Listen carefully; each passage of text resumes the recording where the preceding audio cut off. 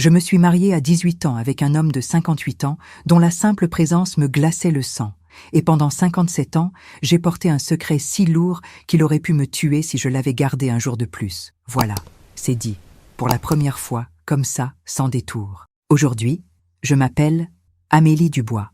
J'ai 75 ans et je vis à Gimel-les-Cascades, ce petit village accroché à la montagne où l'air est si pur qu'on pourrait croire que les péchés s'y dissolvent avec la brume.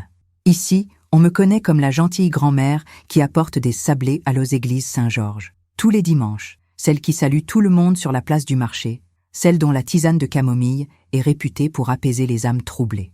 On me voit sourire, on me voit sereine, on me voit heureuse dans mon petit jardin fleuri. Personne n'imagine la tempête que j'ai traversée. Personne ne sait que cette femme paisible a connu l'enfer, et que cet enfer a commencé le jour où mes parents m'ont vendu comme du bétail pour éponger leurs dettes. Je vais vous raconter cette histoire, toute l'histoire, parce qu'après toutes ces années à me taire, après avoir porté ce poids sur mes épaules jusqu'à ce qu'elle se courbe, j'ai compris que mon silence ne protège plus personne. Et peut-être, juste peut-être, que mon histoire sauvera quelqu'un d'autre. Peut-être qu'une jeune fille quelque part, qui se sent prisonnière de son destin, entendra ces mots et comprendra qu'il n'est jamais trop tard pour se battre. Peut-être qu'elle comprendra que même dans l'obscurité la plus profonde, même quand on croit que tout est perdu, la vie peut nous surprendre d'une manière qu'on n'aurait jamais imaginée. Alors installez-vous, prenez une tasse de thé, respirez profondément, parce que ce que je vais vous dire va vous secouer, va vous révolter, va peut-être même vous faire pleurer. Mais je vous promets une chose, au bout de ce chemin de larmes et de terreur, il y a quelque chose de précieux. Une vérité qui m'a pris 57 ans à accepter et que je veux partager avec vous aujourd'hui. Ne partez pas, restez avec moi. Devenez le témoin de ma vie, le gardien de cette vérité que j'ai gardée enfouie si longtemps. Parce que chaque histoire mérite d'être entendue et chaque âme mérite d'être comprise. Et si vous restez jusqu'au bout, je vous promets que vous ne verrez plus jamais le monde de la même façon. J'avais 18 ans quand ma vie s'est arrêtée. 18 ans, mes cheveux longs qui sentaient encore la lavande des champs où je courais avec Étienne Moreau, ce garçon aux mains calleuses et au sourire qui me faisait oublier toute la misère du monde. 18 ans, et j'étais déjà morte sans le savoir. C'était l'été 1968. Je me souviens de la chaleur étouffante qui rendait l'air épais comme du miel. Je me souviens du bruit des cigales qui résonnait comme un avertissement que je n'ai pas su entendre. Ce matin-là, mon père est entré dans ma chambre avec un visage que je ne lui connaissais pas. Un visage défait, creusé, vieilli de 10 ans en une nuit. Ma mère était derrière lui, les yeux rouges, la main tremblante agrippée à son tablier. Et j'ai su.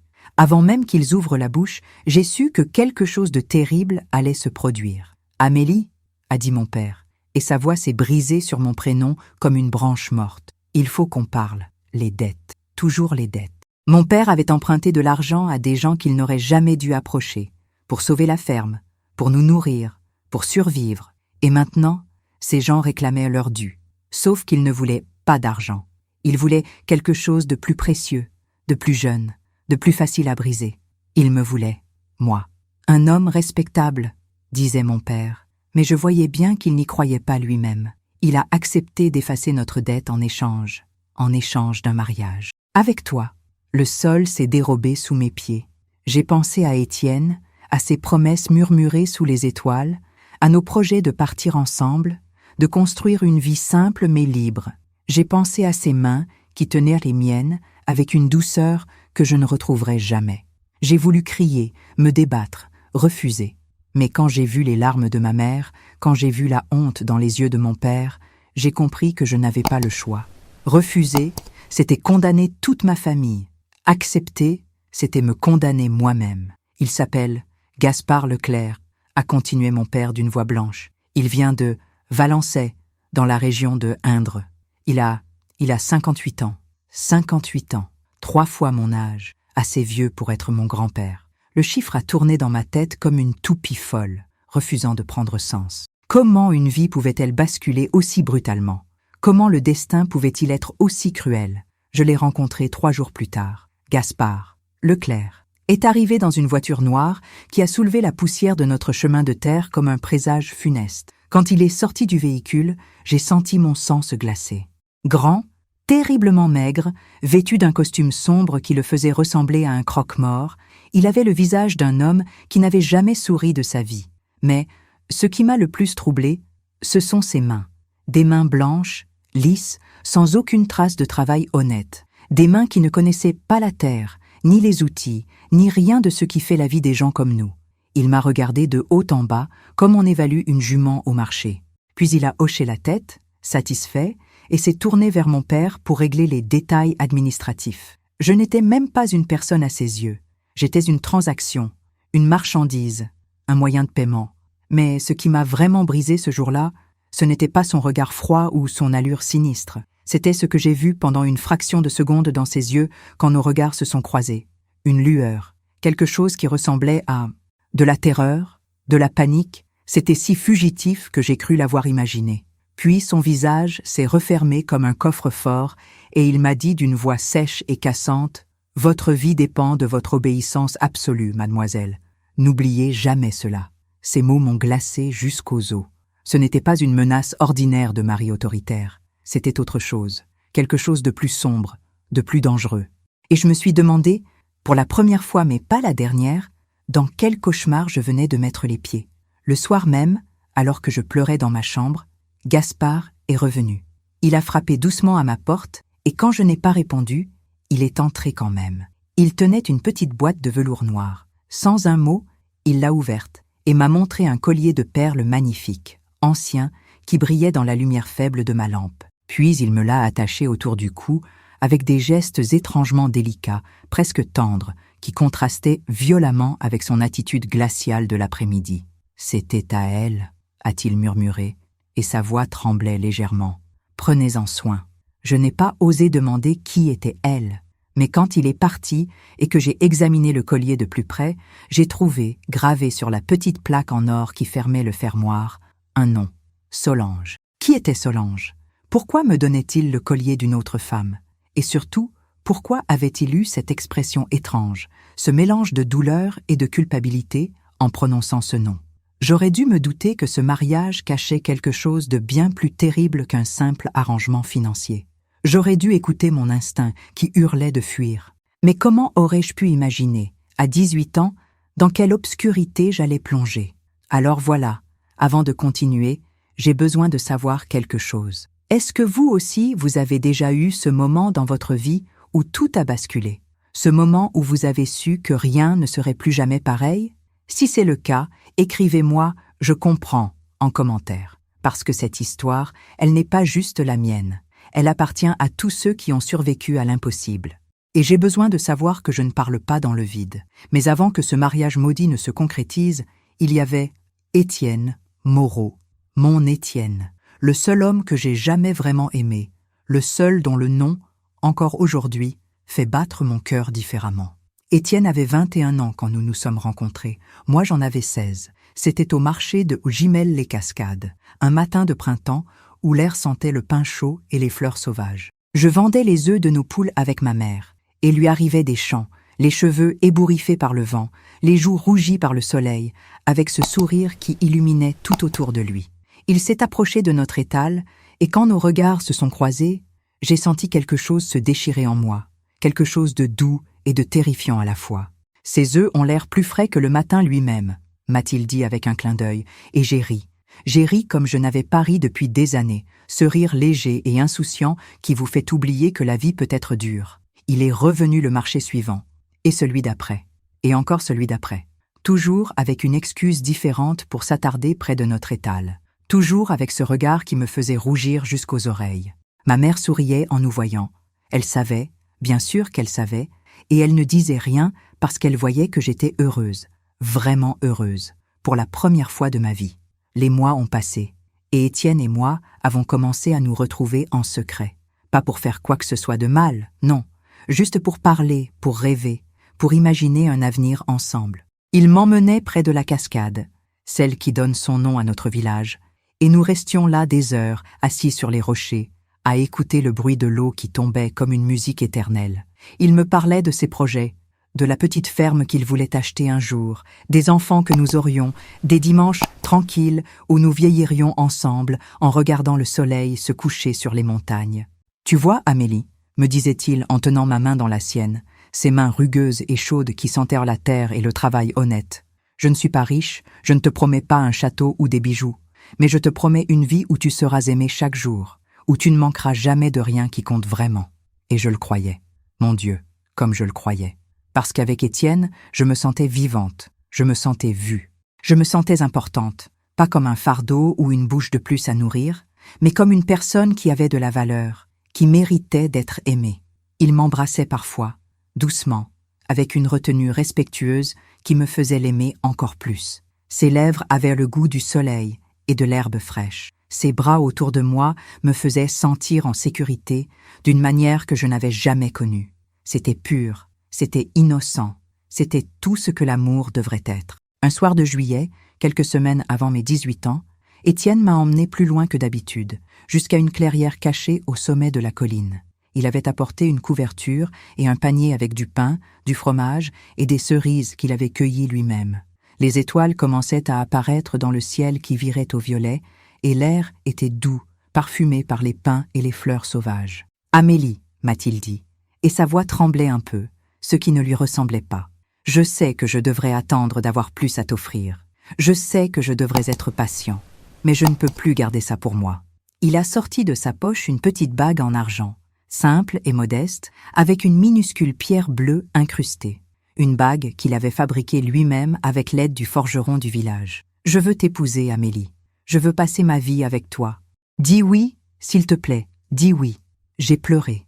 J'ai pleuré de joie, de soulagement, d'amour débordant. J'ai dit oui, oui, 1000 fois oui, et il m'a serré dans ses bras si fort que j'ai cru qu'il ne me lâcherait jamais. Cette nuit-là, sous les étoiles, avec le bruit du vent dans les arbres comme seul témoin, j'ai cru que ma vie était faite, que j'avais trouvé mon chemin, que rien ne pourrait jamais nous séparer. Mais 3 semaines plus tard, mon père est entré dans ma chambre avec ce visage défait, et tout s'est effondré. Le pire, c'est qu'Étienne n'a pas abandonné. Quand il a appris pour le mariage forcé, quand il a compris qu'on m'arrachait à lui, il est devenu fou de rage et de désespoir. Il est venu chez mes parents, il a supplié, il a crié, il a promis de trouver l'argent pour payer les dettes lui-même. Mais mon père a secoué la tête, les larmes aux yeux, en lui expliquant que c'était trop tard, que le contrat était signé, que les gens à qui nous devions de l'argent ne plaisantaient pas. Si elle ne se marie pas, ils nous tueront tous, a dit mon père. Ils ont déjà fait comprendre que ce n'était pas négociable. Étienne est parti ce soir-là, brisé, et je ne l'ai pas revu pendant 2 jours. 2 jours pendant lesquels j'ai cru devenir folle, 2 jours où j'ai pensé à fuir, à me jeter du haut de la cascade, à disparaître pour que personne n'ait à souffrir à cause de moi. Et puis, la veille de mon mariage, il est revenu, mais pas comme je l'avais connu. Il est apparu à ma fenêtre en pleine nuit, le visage tuméfié, l'œil gauche à moitié fermé par un hématome horrible, la lèvre fendue, la chemise déchirée et tachée de sang. Il tremblait, pas seulement de douleur physique, mais de quelque chose de plus profond, de plus terrifiant. « Amélie, » a-t-il chuchoté d'une voix rauque que je reconnaissais à peine, « il faut que tu saches quelque chose. J'ai posé des questions sur cet homme, sur Gaspard Leclerc. J'ai demandé partout. J'ai interrogé des gens à Valençay. J'ai fouillé, j'ai creusé. Il a craché du sang par terre et j'ai vu ses mains trembler.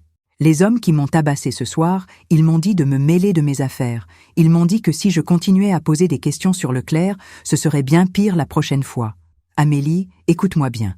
Le nom de Gaspard Leclerc est lié à ces hommes, à ceux qui ont ruiné ta famille. Ce mariage, ce n'est pas juste pour les dettes. Il y a quelque chose de pourri là-dessous, quelque chose de dangereux. Mon sang s'est figé dans mes veines. Les pièces du puzzle commençaient à se mettre en place, mais l'image qu'elles formaient était si terrifiante que mon cerveau refusait de la voir. « Fuis avec moi », a supplié Étienne en agrippant mes mains à travers les barreaux de la fenêtre. « Maintenant, cette nuit, on partira loin, on disparaîtra, on recommencera ailleurs. » J'ai voulu dire oui. Dieu sait que j'ai voulu dire oui. Mais je pensais à mes parents, à mes petits frères, à ce qui leur arriverait si je disparaissais. Et puis, une lumière s'est allumée à l'intérieur de la maison et j'ai entendu les pas de mon père. « Va-t'en » ai-je chuchoté à Étienne, les larmes coulant sur mes joues. « Va-t'en avant qu'il te voie. »« Je reviendrai te chercher » a-t-il promis, le visage tordu de douleur et de désespoir. « Je te le jure, Amélie, je reviendrai te chercher. » Et il a disparu dans la nuit, me laissant avec cette révélation qui rendait tout encore plus terrifiant. Gaspard Leclerc n'était pas juste un vieil homme solitaire cherchant une jeune épouse. Il était lié aux hommes qui avaient ruiné ma famille. Il faisait partie de quelque chose de sombre, de dangereux, de mortel. Et dans moins de 12 heures, j'allais devenir sa femme. Le mariage a eu lieu à l'église Saint-Georges, cette église où j'avais été baptisée, où j'avais fait ma première communion, où j'avais prié tant de fois pour un avenir heureux. L'ironie était si cruelle qu'elle me coupait le souffle. Les mêmes bancs de bois où je m'étais assise enfant pour écouter les histoires de saints et de miracles allaient maintenant être témoins de mon sacrifice. Il n'y avait presque personne. Mes parents, pâles comme des fantômes, quelques voisins qui gardaient les yeux baissés par gêne, et du côté de Gaspard, une poignée d'hommes en costume sombre que je ne connaissais pas. Des hommes au visage fermé, au regard froid, qui se tenaient au fond de l'église comme des gardiens plutôt que des invités. L'un d'eux me fixait avec une insistance qui me donnait la chair de poule, un sourire étrange flottant sur ses lèvres minces. Ma robe de mariée n'en était pas vraiment une. C'était une robe blanche, simple, que ma mère avait cousue en pleurant pendant 3 nuits. Chaque point qu'elle avait fait était comme une larme solidifiée dans le tissu. Quand elle me l'a enfilée le matin du mariage, ses mains tremblaient tellement qu'elle n'arrivait pas à fermer les boutons dans mon dos. « Pardonne-moi », n'arrêtait-elle pas de répéter. « Pardonne-moi, ma petite, pardonne-moi. » Mais comment lui en vouloir? Comment en vouloir à des gens désespérés qui n'avaient d'autre choix que de sacrifier leur fille pour sauver le reste de la famille? La culpabilité, je le savais déjà, n'appartenait pas à mes parents. Elle appartenait à ce monde injuste qui broie les pauvres et les oblige à des choix impossibles. Le curé, le père Mathieu, un vieil homme que je connaissais depuis toujours, avait le visage grave pendant la cérémonie. Il évitait mon regard. Quand il a prononcé les mots rituels, sa voix tremblait légèrement. Je crois qu'il savait. Tout le monde savait que ce mariage était une abomination, mais personne n'avait le courage de le dire à voix haute. Quand Gaspard a passé l'alliance à mon doigt, j'ai senti un froid glacial remonter le long de mon bras, comme si la mort elle-même venait de me toucher. Ses mains étaient toujours aussi lisses, aussi froides, et dans ses yeux, j'ai de nouveau capté cette lueur étrange, ce mélange de peur et de détermination que je ne comprenais pas. « Vous êtes maintenant mari et femme », a déclaré le père Mathieu d'une voix blanche, et c'était fini. En quelques minutes, ma vie d'avant s'était évaporée comme de la rosée au soleil. J'étais devenue Madame Leclerc. J'appartenais désormais à cet homme que je ne connaissais pas, cet homme qui me terrifiait, cet homme dont le simple nom faisait trembler Étienne. Après la cérémonie, Gaspard m'a conduite jusqu'à sa voiture noire. Je me suis retournée une dernière fois pour voir mes parents. Ma mère sanglotait dans les bras de mon père, et lui, cet homme fort qui n'avait jamais pleuré de sa vie, avait des larmes qui coulaient silencieusement sur ses joues creusées. Mes petits frères me regardaient sans comprendre pourquoi leur grande sœur partait avec cet homme effrayant. Le trajet jusqu'à Navalanceille a duré plusieurs heures. Gaspard n'a pas dit un mot pendant tout le voyage. Il conduisait avec une concentration intense, les mâchoires serrées, les yeux fixés sur la route. Parfois, il jetait un coup d'œil dans le rétroviseur, comme s'il vérifiait qu'on ne nous suivait pas. Cette nervosité constante, cette vigilance excessive, tout cela renforçait mon angoisse. Nous avons traversé des villages endormis, des forêts épaisses, des routes sinueuses qui semblaient nous éloigner du monde civilisé. Plus nous avancions, plus j'avais l'impression de descendre dans un gouffre dont je ne pourrais jamais remonter. Enfin, alors que le soleil commençait à décliner, nous sommes arrivés devant sa demeure. Ce n'était pas une simple maison.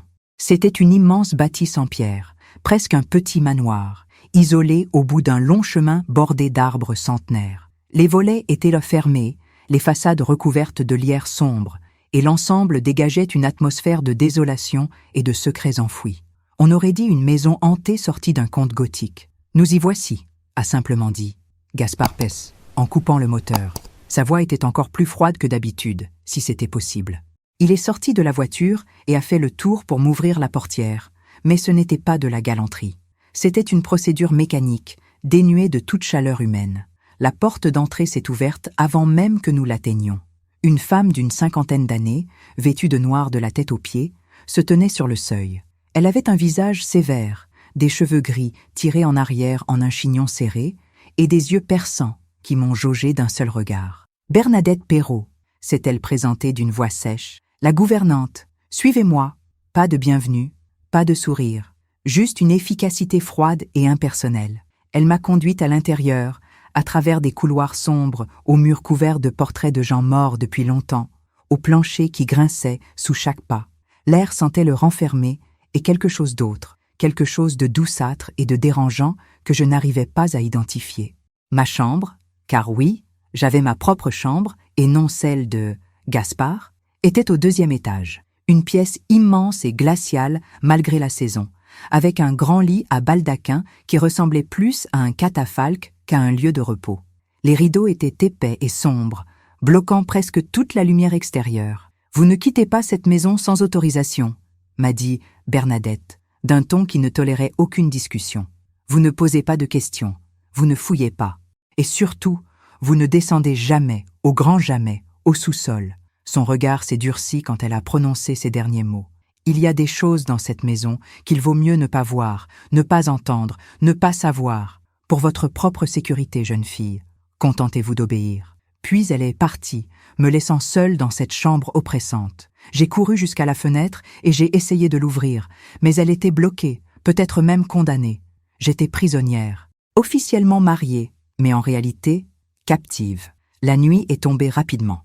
J'étais assise sur le lit, encore dans ma robe de mariée, trop terrifiée pour bouger, quand j'ai commencé à entendre des bruits étranges qui venaient d'en bas, des profondeurs de la maison, des grincements, des pas lourds, des murmures indistincts. Et puis, juste au moment où je me disais que j'imaginais des choses, j'ai entendu quelque chose qui m'a glacé le sang jusqu'à la moelle. Un cri de femme, étouffé, lointain, comme venant des entrailles de la terre. Un cri de douleur, de terreur, de désespoir absolu. Je me suis levée d'un bond, le cœur battant si fort que j'avais l'impression qu'il allait exploser dans ma poitrine. J'ai collé mon oreille contre la porte, retenant ma respiration. Le cri s'est répété, puis a été brutalement interrompu, comme si quelqu'un avait plaqué une main sur la bouche de cette malheureuse. Puis, le silence. Un silence encore plus terrifiant que les cris eux-mêmes. J'ai reculé, les jambes tremblantes, et je me suis effondrée sur le lit. Les paroles d'Étienne résonnaient dans ma tête. Il y a quelque chose de pourri là-dessous, quelque chose de dangereux. Les avertissements de Bernadette. Ne pas voir, ne pas entendre, ne pas savoir. Dans quelle maison venais-je d'entrer? Qu'est-ce qui se cachait dans ce sous-sol interdit? Et cette femme qui criait, qui était-elle?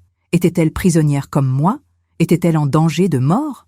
À ce moment précis, la porte de ma chambre s'est ouverte. Gaspard se tenait sur le seuil, son ombre projetée par la lumière du couloir, le faisant paraître encore plus grand, encore plus menaçant. Il m'a regardé longuement, et j'ai vu dans ses yeux quelque chose que je n'avais pas vu auparavant. De la culpabilité, une culpabilité écrasante, dévorante. « Demain, a-t-il dit d'une voix basse et tendue, vous comprendrez tout. Mais ce soir, je dois vous dire une dernière chose. Amélie, il a marqué une pause, et quand il a repris, sa voix tremblait. Votre vie est vraiment en danger, plus que vous ne pouvez l'imaginer, et je suis la seule personne dans cette maison qui peut vous sauver. Je n'ai pas dormi cette nuit-là, pas une seconde. J'étais restée recroquevillée sur le lit, encore habillée de ma robe de mariée froissée, les yeux grands ouverts dans l'obscurité, à écouter tous les bruits de cette maison maudite. Chaque grincement du plancher, chaque souffle du vent contre les volets, chaque craquement dans les murs me faisait sursauter. Et ce cri de femme que j'avais entendu, résonnait encore dans ma tête comme une cloche funèbre. Les mots de Gaspard tournaient en boucle dans mon esprit. Votre vie est vraiment en danger et je suis la seule personne qui peut vous sauver. Sauver de quoi? De qui? De lui-même? Des hommes en costume sombre qui étaient venus au mariage? De ce qui se cachait dans le sous-sol? Quand les premiers rayons du soleil ont commencé à filtrer à travers les rideaux épais, j'ai entendu des pas dans le couloir, des pas lourds, mesurés, qui se sont arrêtés devant ma porte, puis 3 coups. 3 coups secs qui ont fait bondir mon cœur dans ma poitrine. « Amélie !» C'était la voix de Gaspard. « Il est temps !» Je me suis levée sur des jambes tremblantes. Mes mains étaient glacées malgré la chaleur de l'été qui commençait déjà à envahir la pièce. J'ai ouvert la porte et je l'ai trouvé là, vêtu encore de noir, le visage plus creusé que la veille, comme s'il n'avait pas dormi lui non plus. Ses yeux étaient injectés de sang, et il y avait quelque chose de désespéré dans son expression, quelque chose d'humain que je n'avais pas vu avant. « Venez avec moi », a-t-il dit simplement. Je l'ai suivi à travers les couloirs silencieux. Bernadette était nulle part en vue.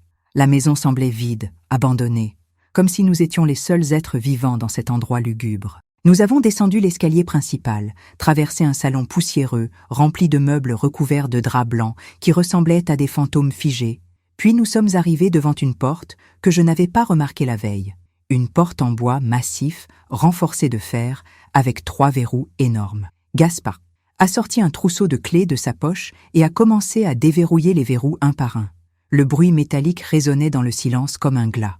Mon cœur battait si fort que j'entendais le sang pulser dans mes oreilles. « Ce que vous allez voir, a-t-il dit sans me regarder, va vous choquer, va vous terrifier. Vous allez vouloir fuir, vous allez vouloir crier.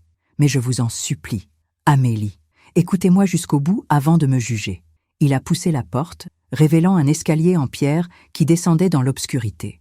Une odeur d'humidité et de moisissure est montée jusqu'à nous, mêlée à quelque chose d'autre, quelque chose d'organique et de vivant.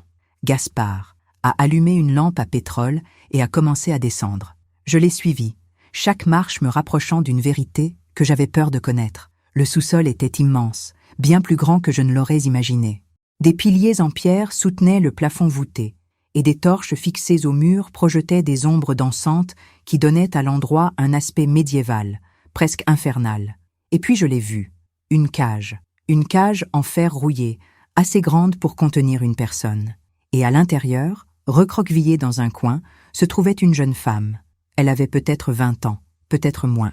Ses cheveux châtains étaient emmêlés et sales, ses vêtements déchirés, son visage marqué par des ecchymoses. Quand elle a levé les yeux vers nous, j'ai vu une terreur absolue dans son regard, mais aussi, étrangement, quelque chose qui ressemblait à de l'espoir. « Mon Dieu !» ai-je murmuré, la main sur la bouche pour retenir un cri d'horreur. J'ai fait un pas en arrière, prête à remonter en courant, prête à fuir cette maison de l'enfer, mais Gaspard m'a attrapé le bras. Pas brutalement, mais fermement. « Attendez !» a-t-il dit, et sa voix était cassée, brisée par l'émotion. « S'il vous plaît, attendez. » Il s'est approché de la cage et s'est agenouillé devant. La jeune femme n'a pas reculé. Au contraire, elle s'est avancée, et j'ai vu ses lèvres former un seul mot que je n'aurais jamais imaginé entendre dans ces circonstances. Merci. J'étais figé, incapable de comprendre ce qui se passait. Cette fille remerciait son geôlier ? Amélie, a dit Dom Gaspard, en se tournant vers moi, et pour la première fois depuis que je le connaissais, j'ai vu des larmes couler sur ses joues. Voici Léa Garnier. Elle vient de Coulommiers.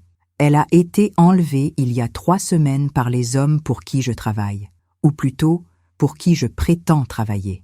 Il s'est essuyé les yeux d'un geste rageur, comme s'il avait honte de montrer sa faiblesse. Je ne suis pas celui que vous croyez. Je ne suis pas un monstre qui achète des jeunes filles. J'étais un agent, un infiltré. On m'appelle un agent double, si vous préférez. Ma mission était de pénétrer une organisation criminelle qui enlève des jeunes femmes pour les vendre, les exploiter, les faire disparaître. Les mots sortirent de sa bouche comme un flot trop longtemps retenu.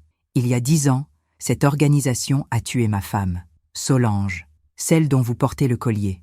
Ils l'ont tuée parce qu'elle avait découvert qui j'étais vraiment, parce qu'elle menaçait de tout révéler. Et ils ont aussi tué mon frère, Auguste Leclerc, qui essayait de me protéger. Sa voix s'est brisée complètement. Depuis 10 ans, je vis dans leur monde. Je fais semblant d'être l'un d'eux. Je participe à leurs réunions, je connais leurs secrets, j'attends le moment de les détruire de l'intérieur. Mais pour maintenir ma couverture, pour qu'ils me fassent confiance, il fallait que je me comporte comme eux. Il fallait que je me marie. Il fallait que j'achète une jeune fille. Il m'a regardé droit dans les yeux. Ils ont choisi votre famille. Ils ont créé les dettes qui vous ont ruiné. Ils ont orchestré toute cette situation pour me forcer à vous épouser, pour prouver ma loyauté. Si j'avais refusé, ils m'auraient tué. Et vous aussi, et vos parents, et tous ceux que vous aimez. Et le sol se dérobait sous mes pieds. Rien de ce que j'avais cru comprendre n'était vrai. Rien. Léa n'est pas la première que je sauve, a continué Gaspard. Il y en a eu d'autres. Je les cache ici, dans ces sous-sols, le temps de trouver un moyen de les faire sortir en toute sécurité. Mais c'est devenu de plus en plus dangereux. L'organisation se méfie. Ils ont des yeux partout. C'est pour ça que j'avais besoin de vous, Amélie. De moi, ai-je réussi à articuler, la voix étranglée. J'avais besoin d'une alliée, quelqu'un en qui je pourrais avoir confiance, quelqu'un d'innocent, que personne ne soupçonnerait. Bernadette tant fait de son mieux, mais elle est surveillée. Vous, en tant que ma nouvelle épouse, vous pourriez avoir accès à des endroits, des informations, des personnes que je ne peux plus approcher sans éveiller les soupçons. Il s'est rapproché de moi, les mains jointes comme en prière. Je sais que c'est monstrueux. Je sais que j'ai détruit votre vie, que je vous ai arraché à l'homme que vous aimiez, que je vous ai fait subir cette mascarade horrible. Mais je vous jure sur la mémoire de Solange, je vous jure que tout ce que j'ai fait, c'était pour sauver des vies. Et maintenant, j'ai besoin de votre aide, parce que dans 3 jours, ils vont tous venir ici, les chefs de l'organisation. Ils vont tenir une réunion dans cette maison, et c'est notre seule chance de les piéger tous en même temps. J'étais submergée. Mon cerveau refusait d'absorber toutes ces informations. Gaspard n'était pas un monstre, il était une victime, tout comme moi. Non, plus qu'une victime. Il était un héros brisé qui avait sacrifié sa vie entière pour une cause désespérée. « Et si je refuse ?» ai-je demandé, même si je connaissais déjà la réponse. « Alors nous mourrons tous », a-t-il répondu simplement. « Vous, moi, Léa, et toutes les autres filles qu'il prévoit d'enlever dans les mois à venir. Et votre Étienne aussi. Parce qu'ils savent qu'il a posé des questions.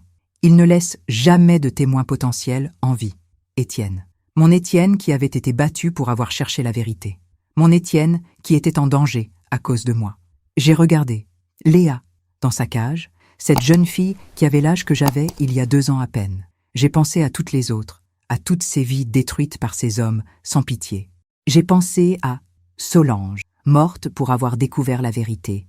J'ai pensé à ma propre famille, manipulée et utilisée comme un pion dans ce jeu horrible. Et j'ai compris que je n'avais jamais vraiment eu le choix. Depuis le début, j'étais destinée à me retrouver ici, dans ce sous-sol, face à cette vérité insupportable. « Que voulez-vous que je fasse ?» ai-je demandé. Un soulagement immense a traversé le visage de Gaspard. Et pour la première fois, j'ai vu en lui non pas un étranger terrifiant, mais un homme épuisé qui portait le poids du monde sur ses épaules depuis trop longtemps. Mais ce qu'aucun de nous deux ne savait à ce moment-là, c'est que Léa Son n'était pas seule dans ses sous-sols, et ce qu'elle allait me révéler dans les heures suivantes allait changer absolument tout. Gaspard a ouvert la cage de Léa avec une clé différente, plus petite, qu'il gardait attachée à une chaîne autour de son cou. La jeune femme est sortie lentement, les jambes tremblantes après avoir été enfermée si longtemps, et s'est effondrée dans ses bras. Pas comme une victime dans les bras de son bourreau, mais comme une fille retrouvant son père. C'était bouleversant et déconcertant à la fois. « Ça va aller maintenant ?» lui murmurait-il en français, la voix douce d'une manière que je ne lui connaissais pas. « Encore quelques jours, juste quelques jours. » Il m'a fait signe de les suivre, et nous avons continué à avancer dans le sous-sol. Plus nous marchions, plus je réalisais l'étendue de cet endroit. Ce n'était pas juste une cave ordinaire. C'était un labyrinthe de couloirs et de pièces, certaines remplies de vieux meubles et de caisses poussiéreuses, d'autres complètement vides, à l'exception de torches fixées au mur. Cette maison, a expliqué Gaspard, tout en marchant, appartenait autrefois à des contrebandiers au XIXe siècle. Ils ont creusé ces tunnels pour transporter des marchandises illégales sans être vus. Quand j'ai acheté cette propriété il y a 12 ans, c'était précisément pour cette raison. Ces sous-sols sont parfaits pour cacher des choses ou des gens que l'organisation ne doit pas trouver. Nous sommes arrivés devant une autre porte, celle-ci dissimulée derrière une fausse bibliothèque remplie de livres moisis. Gaspard a poussé un mécanisme caché et la bibliothèque a pivoté silencieusement, révélant un passage étroit. « Bernadette !» a-t-il appelé dans l'obscurité. Une lumière est apparue au bout du passage et la gouvernante est apparue, tenant une lampe. Son visage sévère s'est adouci légèrement quand elle a vu « Léa, Dieu merci », a-t-elle murmuré. Je commençais à m'inquiéter. « Bernadette est avec moi depuis le début », a expliqué. « Gaspard, c'est elle qui s'occupe des filles que je cache ici. Elle leur apporte de la nourriture, des vêtements propres, des nouvelles du monde extérieur. Sans elle, je n'aurais jamais pu sauver qui que ce soit. Bernadette m'a regardé avec une expression que je ne savais pas déchiffrer. De la méfiance? De l'espoir? Peut-être les deux? Vous lui avez dit? A-t-elle demandé à Gaspard. Oui, et elle est avec nous. Avec vous? A répété Bernadette en me scrutant intensément. Vous êtes sûr? Comment pouvez-vous en être certain? Elle pourrait tout raconter? Elle pourrait nous trahir? Elle pourrait... Elle ne le fera pas, a coupé Gaspard, avec une conviction que je ne comprenais pas moi-même. Je le sais. Bernadette a hoché la tête lentement, puis s'est tournée vers le passage derrière elle. Alors elle doit tout voir. Elle doit comprendre ce qui est vraiment en jeu. Nous avons suivi Bernadette dans le passage étroit qui descendait encore plus profondément. L'air devenait plus frais, plus humide, et j'entendais un bruit d'eau qui coulait quelque part dans l'obscurité. Nous avons tourné à gauche, puis à droite, puis encore à gauche, jusqu'à ce que je perde complètement le sens de l'orientation. Et puis nous sommes arrivés dans une grande salle voûtée, éclairée par une douzaine de lanternes suspendues. Et ce que j'ai vu m'a coupé le souffle. Des filles, une douzaine de jeunes femmes, peut-être plus, dispersées dans la salle. Certaines étaient assises sur des matelas de fortune, d'autres debout près d'une table où étaient disposés des restes de nourriture. Toutes ont levé les yeux vers nous quand nous sommes entrés, et j'ai vu dans leurs regards le même mélange de peur et d'espoir que dans celui de « Léa, mon Dieu », ai-je murmuré pour la deuxième fois ce matin-là, mais cette fois avec une émotion différente. Pas de l'horreur, mais de l'émerveillement et du chagrin mêlés. Gaspard ne cachait pas une fille, il en cachait une douzaine, peut-être plus. Il avait transformé ses sous-sols en refuge secret, en sanctuaire pour les victimes de cette organisation monstrueuse. Elles sont toutes comme Léa, a expliqué Bernadette, d'une voix plus douce maintenant. Enlevées, destinées à être vendues, ou pire. Monsieur Leclerc les a sauvées une par une, au péril de sa vie. Certaines sont ici depuis des mois, d'autres depuis des semaines seulement. Une jeune fille s'est approchée de nous. Elle avait des cheveux blonds presque blancs et des yeux d'un bleu perçant. Malgré sa maigreur et les cernes sous ses yeux, elle dégageait une force, une détermination qui m'a impressionné. Je m'appelle Héloïse Picon, s'est-elle présentée avec un léger accent que je ne reconnaissais pas. Ma famille croit que je suis morte. Ils ont même organisé des funérailles pour moi il y a 6 mois. Mais je suis vivante grâce à Monsieur Leclerc. Elle s'est tournée vers Gaspard avec un respect presque révérencieux. Nous savons toutes ce que vous risquez pour nous. Nous savons que vous pourriez être découvert à tout moment. C'est pour ça que nous avons pris une décision. Gaspard a froncé les sourcils. Quelle décision? Héloïse a échangé un regard avec les autres filles et plusieurs ont hoché la tête, l'encourageant à continuer. Nous ne voulons plus nous cacher. Nous ne voulons plus être des fantômes. Quand ces hommes viendront ici dans 3 jours, nous voulons nous battre. Nous voulons les affronter. Non, a dit Gaspard, immédiatement, sa voix redevenant dure. Absolument pas. C'est beaucoup trop dangereux. Mon plan est de les piéger, d'avoir les autorités prêtes à intervenir au bon moment. Vous n'avez pas à être impliqué dans... Nous sommes déjà impliqués, a coupé Héloïse, avec une véhémence qui m'a fait sursauter. Ce sont nos vies qu'ils ont détruites. Ce sont nos familles qu'ils ont brisées.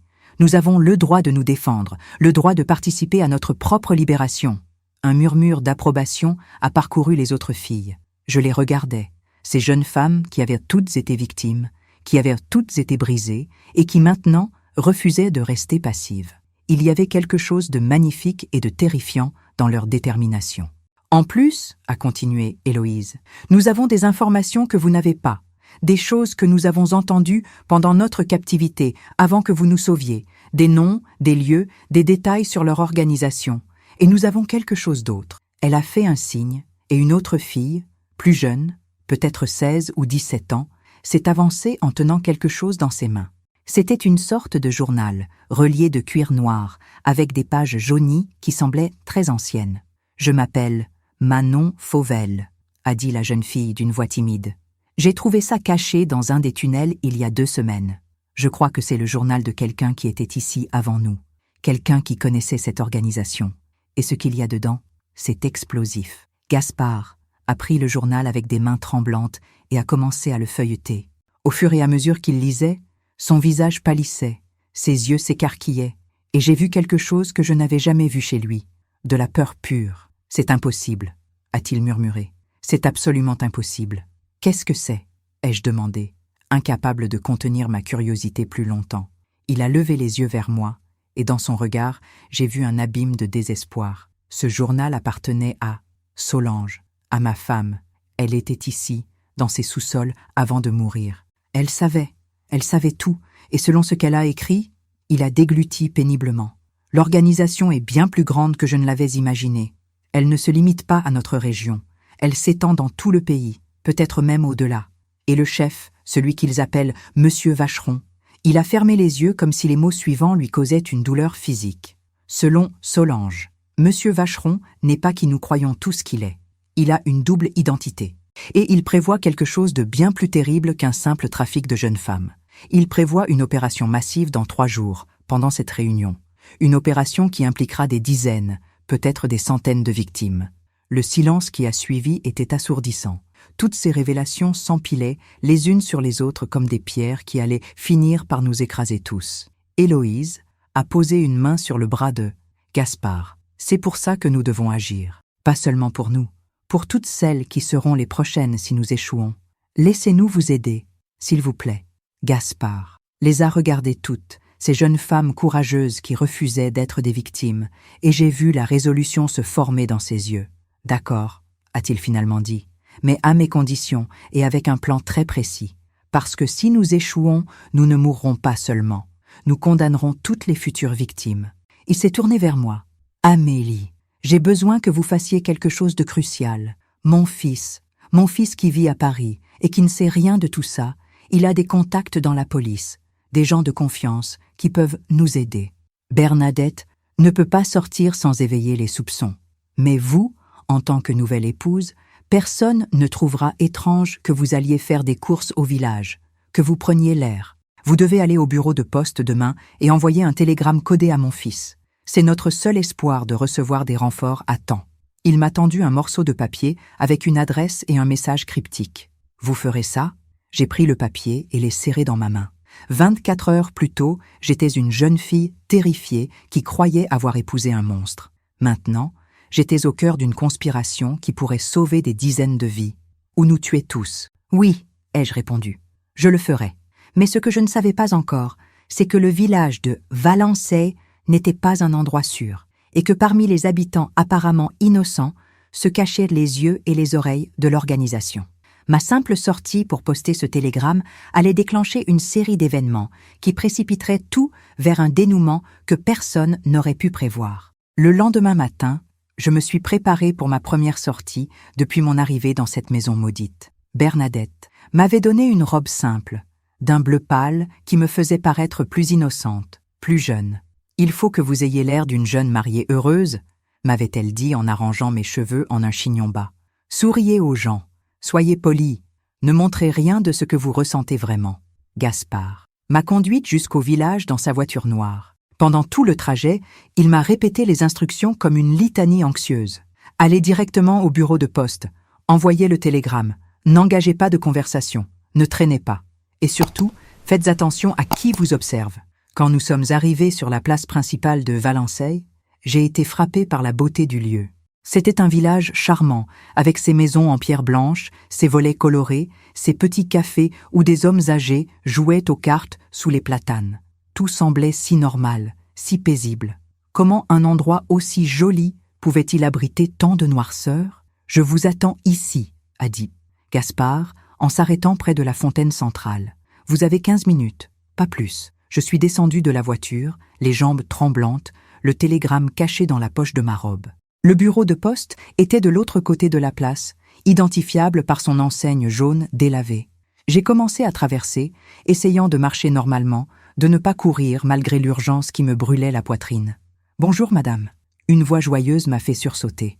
Je me suis retournée et j'ai vu une femme d'une 50aine d'années, ronde et souriante, qui me regardait avec une curiosité non dissimulée.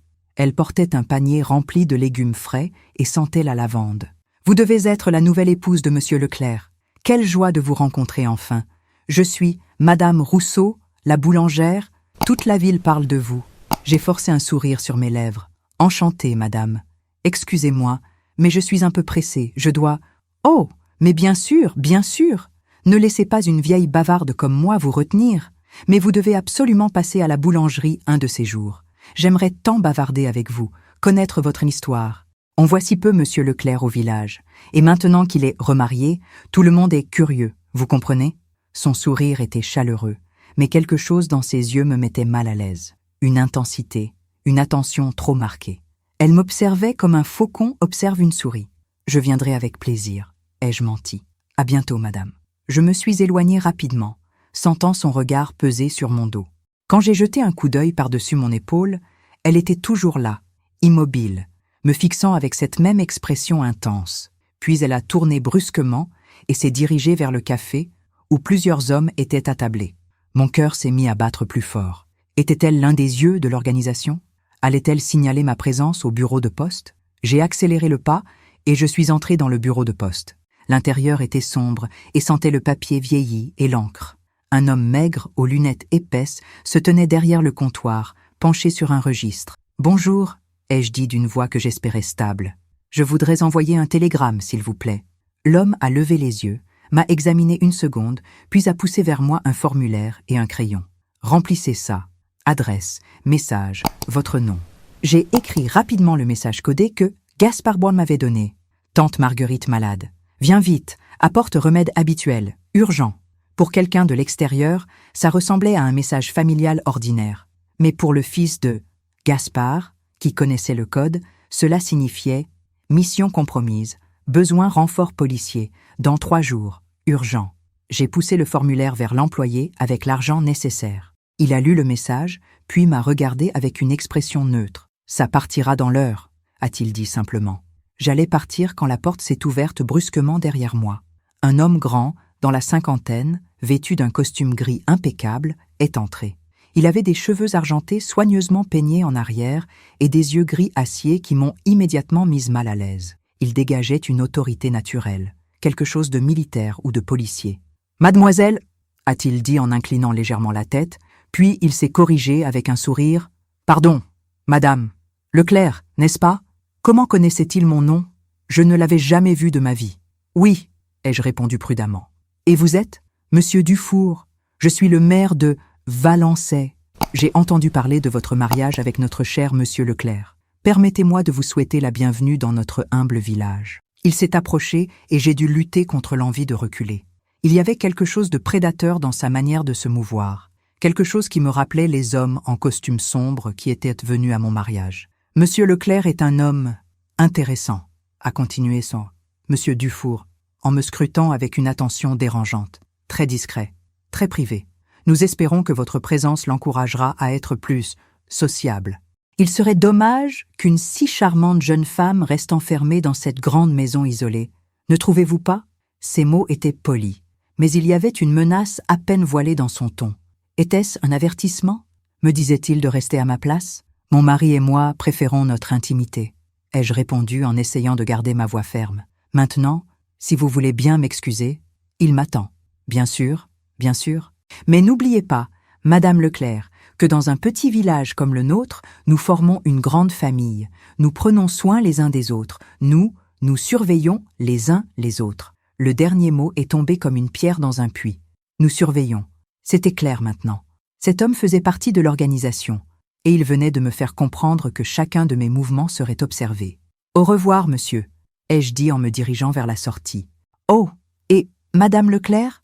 Je me suis arrêté, la main sur la poignée de la porte. « Ce télégramme que vous venez d'envoyer, pour votre tante malade, j'espère qu'elle se rétablira vite. Ce serait terrible si quelque chose de fâcheux devait arriver à votre famille. » Mon sang s'est glacé. Il savait. Il avait lu par-dessus mon épaule, ou peut-être que l'employé du bureau de poste travaillait pour eux. Dans tous les cas, notre plan était compromis avant même d'avoir commencé. Je suis sorti précipitamment, et j'ai couru vers la voiture où Gasparten attendait. Il a dû voir la panique sur mon visage parce qu'il a immédiatement démarré sans poser de questions. Ce n'est qu'une fois sorti du village, sur la route déserte qui menait à la maison, que j'ai pu parler. Ils savent. Pour le télégramme, il y avait un homme, le maire, monsieur Dufour. Il a lu le message. Il a fait des menaces à peine voilées sur ma famille. Un nain Gaspard a frappé le volant avec son poing, une violence soudaine qui m'a fait sursauter. Dufour. Bien sûr, j'aurais dû m'en douter. Il est l'un de leurs lieutenants locaux. Tout le village est infiltré. Amélie, c'est comme ça qu'ils opèrent. Ils s'installent dans de petites communautés, ils corrompent les autorités, ils deviennent invisibles. Qu'est-ce qu'on fait maintenant? Si le télégramme ne part pas, si votre fils ne vient pas avec les renforts, le télégramme partira, m'a coupé. Gaspard, avec une détermination farouche. Dufour ne peut pas l'intercepter sans révéler qu'il surveille le bureau de poste, ce qui éveillera les soupçons de ses propres supérieurs. Non, il va le laisser partir, mais il va prévenir l'organisation que nous préparons quelque chose, ce qui signifie qu'ils vont avancer leur calendrier. Il a accéléré, La voiture cahota sur la route en terre. Nous n'avons plus 3 jours, nous avons peut-être 24 heures, peut-être moins. Quand nous sommes arrivés à la maison, Bernadette nous attendait sur le perron, le visage décomposé. « Ils sont déjà là », a-t-elle dit d'une voix blanche. 2 hommes. Ils sont arrivés il y a une demi-heure. Ils disent que Monsieur Vacheron a changé ses plans. La réunion n'aura pas lieu dans 3 jours, elle aura lieu ce soir. Le monde a basculé autour de moi. Ce soir, nous n'avions plus le temps de préparer quoi que ce soit, plus le temps de recevoir des renforts, plus le temps d'élaborer un plan. « Où sont-ils » a demandé Gaspard. « Dans le salon, ils vous attendent, et Gaspard de... » La voix de Bernadette s'est brisée. « Ils ont demandé à voir votre nouvelle épouse. Ils veulent s'assurer qu'elle est appropriée. » Le mot a résonné dans ma tête comme un glas. Appropriée. Qu'est-ce que cela signifiait? Allait-il me tester? M'interroger? Me faire du mal? Gaspard m'a pris les mains, et pour la première fois, j'ai senti de la chaleur dans ses paumes habituellement glacées. « Écoutez-moi, Amélie. Quoi qu'ils disent, quoi qu'ils fassent, restez calme. Jouez le rôle de la jeune épouse obéissante et un peu stupide. Ne montrez aucune intelligence, aucune curiosité. Faites-leur croire que vous êtes exactement ce qu'ils pensent que vous êtes, une victime docile qui ne pose pas de questions.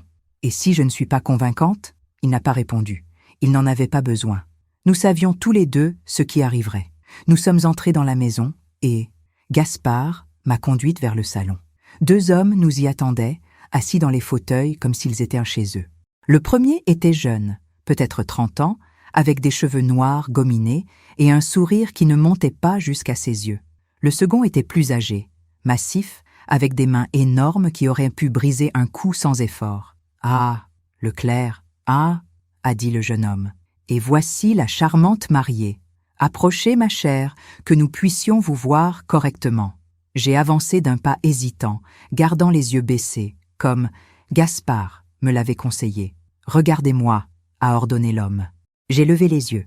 Il m'a examiné comme on examine une pièce de viande, et son sourire s'est élargi. « Jolie, très jolie, et jeune. Vous avez bien choisi. Leclerc, elle fera une épouse parfaite pour maintenir votre couverture. » Il s'est levé et s'est approché de moi jusqu'à ce que je sente son haleine qui sentait le tabac et l'alcool. « Dites-moi, petite, êtes-vous heureuse dans votre mariage ?»« Oui, monsieur, » ai-je murmuré, jouant mon rôle. « Vraiment? Même avec un mari si vieux? Vous ne regrettez pas ce jeune homme que vous aimiez? Comment s'appelait-il déjà? Ah oui, Étienne Moreau. » Mon cœur a cessé de battre. Il connaissait Étienne. Bien sûr qu'il le connaissait. Il savait tout. C'est du passé, ai-je dit d'une voix tremblante mais ferme. Ma place est avec mon mari maintenant. L'homme a ri, un rire désagréable qui m'a hérissé la peau. Bonne réponse, très bonne réponse. Il s'est tourné vers Gaspard. Elle est acceptable. Maintenant parlons affaires. Monsieur Vacheron sera ici à minuit avec les autres. Vous connaissez la procédure. Assurez-vous que tout est prêt.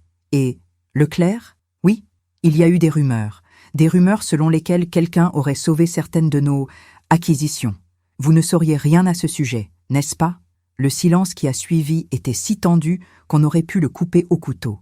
Bien sûr que non, a répondu Gaspard, d'une voix glaciale. Ces rumeurs sont ridicules, je l'espère. Parce que si nous découvrions qu'un traître se cache parmi nous, l'homme a fait un geste éloquent en travers de sa gorge. Ce serait très malheureux pour lui, et pour sa jolie jeune épouse. Ils sont partis peu après, me laissant tremblante et Gaspard, pâle comme un mort. Ils savent, ai-je murmuré une fois qu'ils ont été hors de portée de voix. Ils savent pour les filles, n'est-ce pas? Ils soupçonnent, ce qui est presque aussi dangereux. Il s'est tourné vers moi, et dans ses yeux, j'ai vu quelque chose que je n'avais jamais vu auparavant. De la résignation. Amélie, il y a quelque chose que je ne vous ai pas dit. Quelque chose que Solange a écrit dans son journal et que je n'ai découvert qu'aujourd'hui en le relisant. Quoi donc? Elle savait qu'elle allait mourir. Elle l'avait accepté. Mais avant de mourir, elle a fait quelque chose d'extraordinaire. Elle a caché des preuves, des documents, des photos, des noms. Tout ce qu'il faut pour détruire l'organisation. Et elle a laissé des indices sur le remplacement, des indices que seul quelqu'un qui comprendrait vraiment son histoire pourrait déchiffrer. Il a sorti le journal de sa poche et me l'a tendu. Je crois que vous êtes cette personne, Amélie. Je crois que Solange savait qu'un jour, quelqu'un comme vous viendrait. Quelqu'un qui aurait vécu ce qu'elle a vécu. quelqu'un qui comprendrait. J'ai pris le journal avec des mains tremblantes et j'ai commencé à lire les dernières pages, écrites d'une écriture devenue de plus en plus tremblante et désespérée. Et c'est là, dans ces mots d'une femme morte depuis 10 ans, que j'ai trouvé la clé de tout. La clé qui allait non seulement sauver les filles cachées dans le sous-sol, mais peut-être changer le cours de cette terrible nuit qui approchait à grands pas. Les mots de Solange dansaient devant mes yeux, écrits avec une urgence qui traversait les années. Si tu lis ceci, c'est que tu es celle qui doit finir ce que j'ai commencé. Cherche là où les larmes se mêlent à la pierre, là où le premier serment fut prononcé. Sous le regard de la sainte, la vérité attend. J'ai relu ces lignes plusieurs fois, mon cerveau essayant désespérément de déchiffrer ce que Solange avait voulu dire. Où les larmes se mêlent à la pierre. Le premier serment, le regard de la sainte, Gaspard, ai-je dit en levant les yeux du journal. Ou Solange, et vous, vous êtes-vous marié? Il a pâli instantanément, comprenant où je voulais en venir. À l'église Saint-Georges, la même église où vous et moi avons été mariés. C'était notre église, celle où nous nous étions rencontrés pour la première fois quand nous étions adolescents. Mon cœur s'est mis à battre plus vite. L'église, bien sûr. Là où le premier serment fut prononcé, leur mariage. Le regard de la sainte, il devait y avoir une statue de sainte dans l'église. Et où les larmes se mêlent à la pierre, peut-être le bénitier, ou un mur près de l'autel où les fidèles pleuraient. Nous devons retourner à Gimel-les-Cascades, maintenant, avant que M. Vacheron n'arrive ce soir. Gaspard a secoué la tête avec véhémence. C'est impossible. Le trajet prend 4 heures aller-retour. Nous n'avons pas le temps. Et si nous partons maintenant, les hommes de l'organisation qui surveillent certainement la maison sauront que quelque chose ne va pas. Alors j'irai seul, ai-je dit avec une détermination qui m'a surprise moi-même. En tant que jeune marié nostalgique qui veut revoir sa famille avant la grande réunion de ce soir, personne ne trouvera ça suspect. Bernadette est entrée dans la pièce à ce moment-là, essoufflée. Ils ont posté des gardes.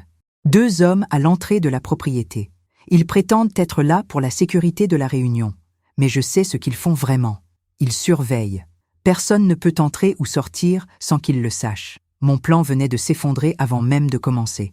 Nous étions prisonniers dans cette maison, avec seulement quelques heures avant que les pires criminels de la région ne convergent vers nous. Il y a un autre moyen, a dit une voix derrière nous. Nous nous sommes retournés pour voir Héloïse, debout dans l'embrasure de la porte qui menait au sous-sol. Comment était-elle montée sans que nous l'entendions? Les tunnels, a-t-elle expliqué. Ils ne se limitent pas à cette maison. Certains s'étendent loin, très loin. Manon et moi avons exploré pendant nos nuits d'insomnie. Il y a une sortie, à environ 2 kilomètres d'ici, qui donne sur les bois derrière l'ancienne ferme Durand. De là, vous pourriez atteindre la route principale, sans être vu. Gaspard la regardait avec un mélange d'admiration et d'inquiétude. C'est dangereux. Ces tunnels sont vieux, instables par endroits. Il y a des effondrements, des passages inondés. Je sais, a coupé Marie-Héloïse, mais c'est notre seule chance, et je vais l'accompagner. Je connais le chemin. Non, ai-je protesté immédiatement. C'est trop risqué pour vous. Si quelque chose se passe mal, Amélie, m'a interrompu. Héloïse, en me prenant les mains. Ses yeux bleus perçants me fixaient avec une intensité brûlante. Toute ma vie, j'ai été une victime. D'abord de ces monstres qui m'ont enlevée, puis une victime sauvée mais impuissante, cachée comme un fantôme. Laissez-moi être autre chose. Laissez-moi me battre. Il y avait quelque chose dans sa voix, une force née de la souffrance qui m'a fait hocher la tête malgré mes réticences. D'accord, mais nous devons partir, maintenant.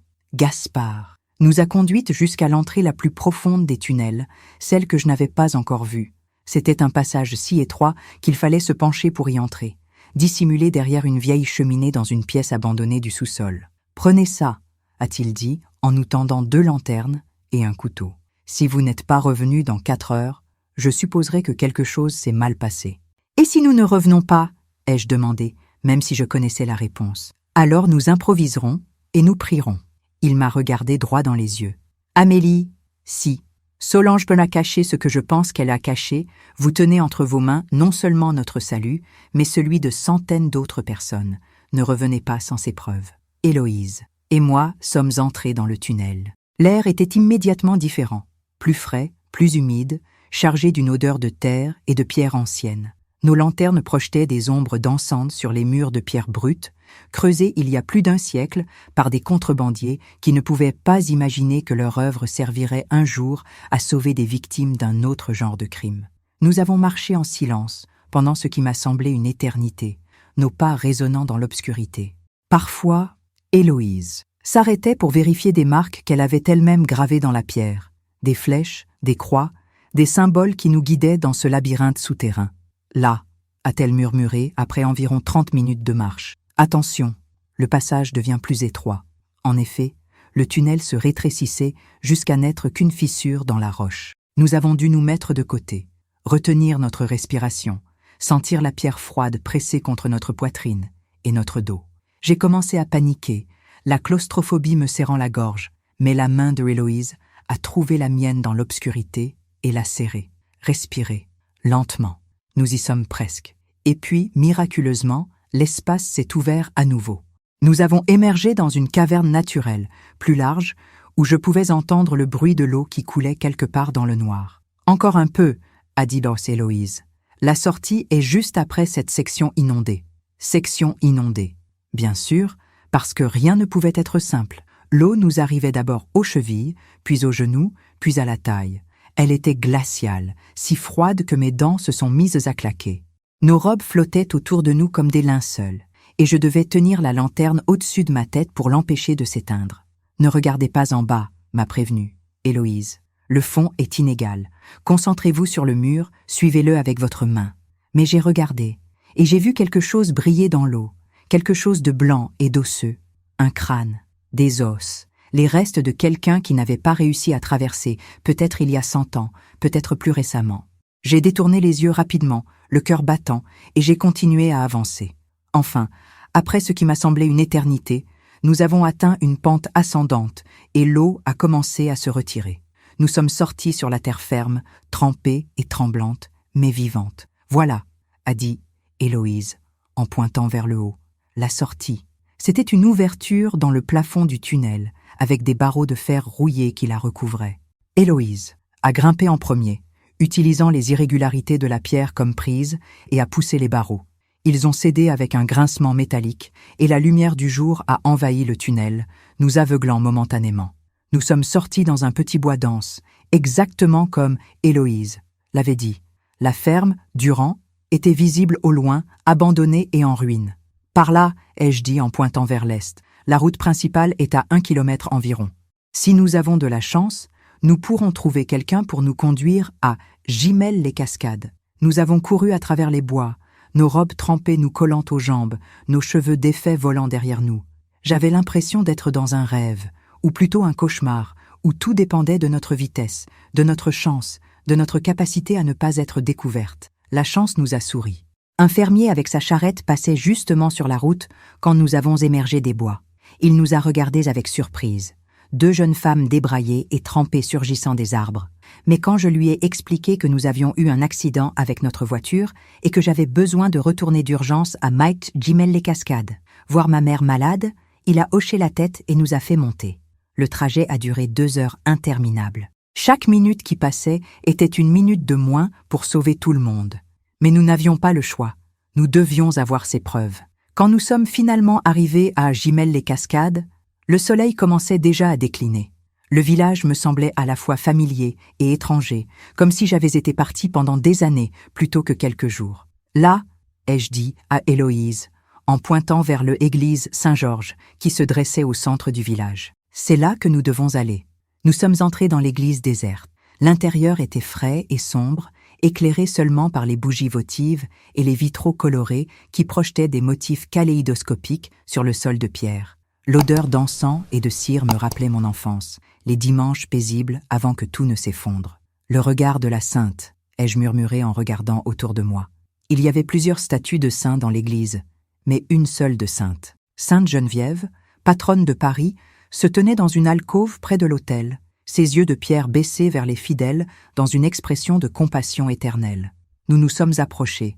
À ses pieds se trouvait un petit bénitier en marbre, et je me suis souvenu des paroles de Solange, où les larmes se mêlent à la pierre. J'ai plongé ma main dans l'eau bénite et j'ai tâtonné le fond du bénitier. Rien. Puis j'ai exploré les bords, les côtés, Et là, caché sous une petite saillie, j'ai senti quelque chose de métallique. Une clé, petite, ancienne, attachée à une chaîne rouillée. « Héloïse, regarde !» Mais une clé pourquoi? Je me suis retournée vers la statue de Sainte Geneviève, l'examinant de plus près. Et c'est là que je l'ai vue. Une petite serrure, presque invisible, cachée dans le socle sur lequel elle se tenait. J'ai inséré la clé. Elle a tourné avec un clic satisfaisant et une section du socle s'est ouverte, révélant un compartiment secret.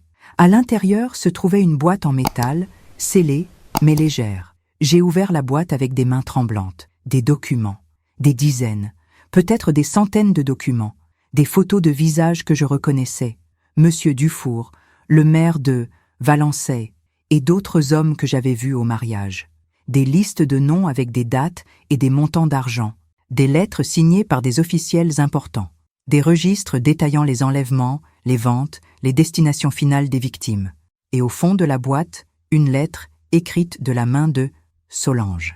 Si vous lisez ceci, c'est que mon mari a trouvé quelqu'un en qui il peut avoir confiance, quelqu'un qui comprend. Ces preuves sont suffisantes pour détruire l'organisation, mais seulement si elles tombent entre les bonnes mains. L'homme qui se fait appeler Monsieur Vacheron est en réalité Alexandre Deneuve, un ancien commissaire de police qui a créé ce réseau il y a 20 ans. Mais voici la vérité que personne ne connaît encore. J'ai lu la suite et mon sang s'est glacé. Alexandre Deneuve n'est pas seul. Sa fille, Cécile Deneuve, qui travaille maintenant comme procureur à Paris, est sa complice depuis le début. C'est elle qui protège l'organisation en manipulant les enquêtes, en faisant disparaître les preuves, en menaçant les témoins. Ensemble, ils sont intouchables. Mais si ces documents parviennent directement au ministère de la Justice, si quelqu'un de confiance peut témoigner, alors ils tomberont.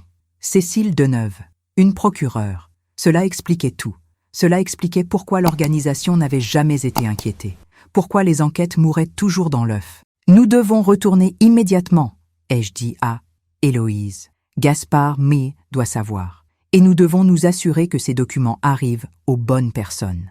Mais quand nous sommes sortis de l'église, mon cœur s'est arrêté. Devant nous, appuyé contre un arbre, se tenait Étienne Moreau, mon Étienne, le visage encore marqué par les ecchymoses de son agression, mais vivant, debout, et me regardant avec une expression que je ne pouvais pas déchiffrer. « Amélie !» a-t-il dit d'une voix rauque. « J'ai attendu.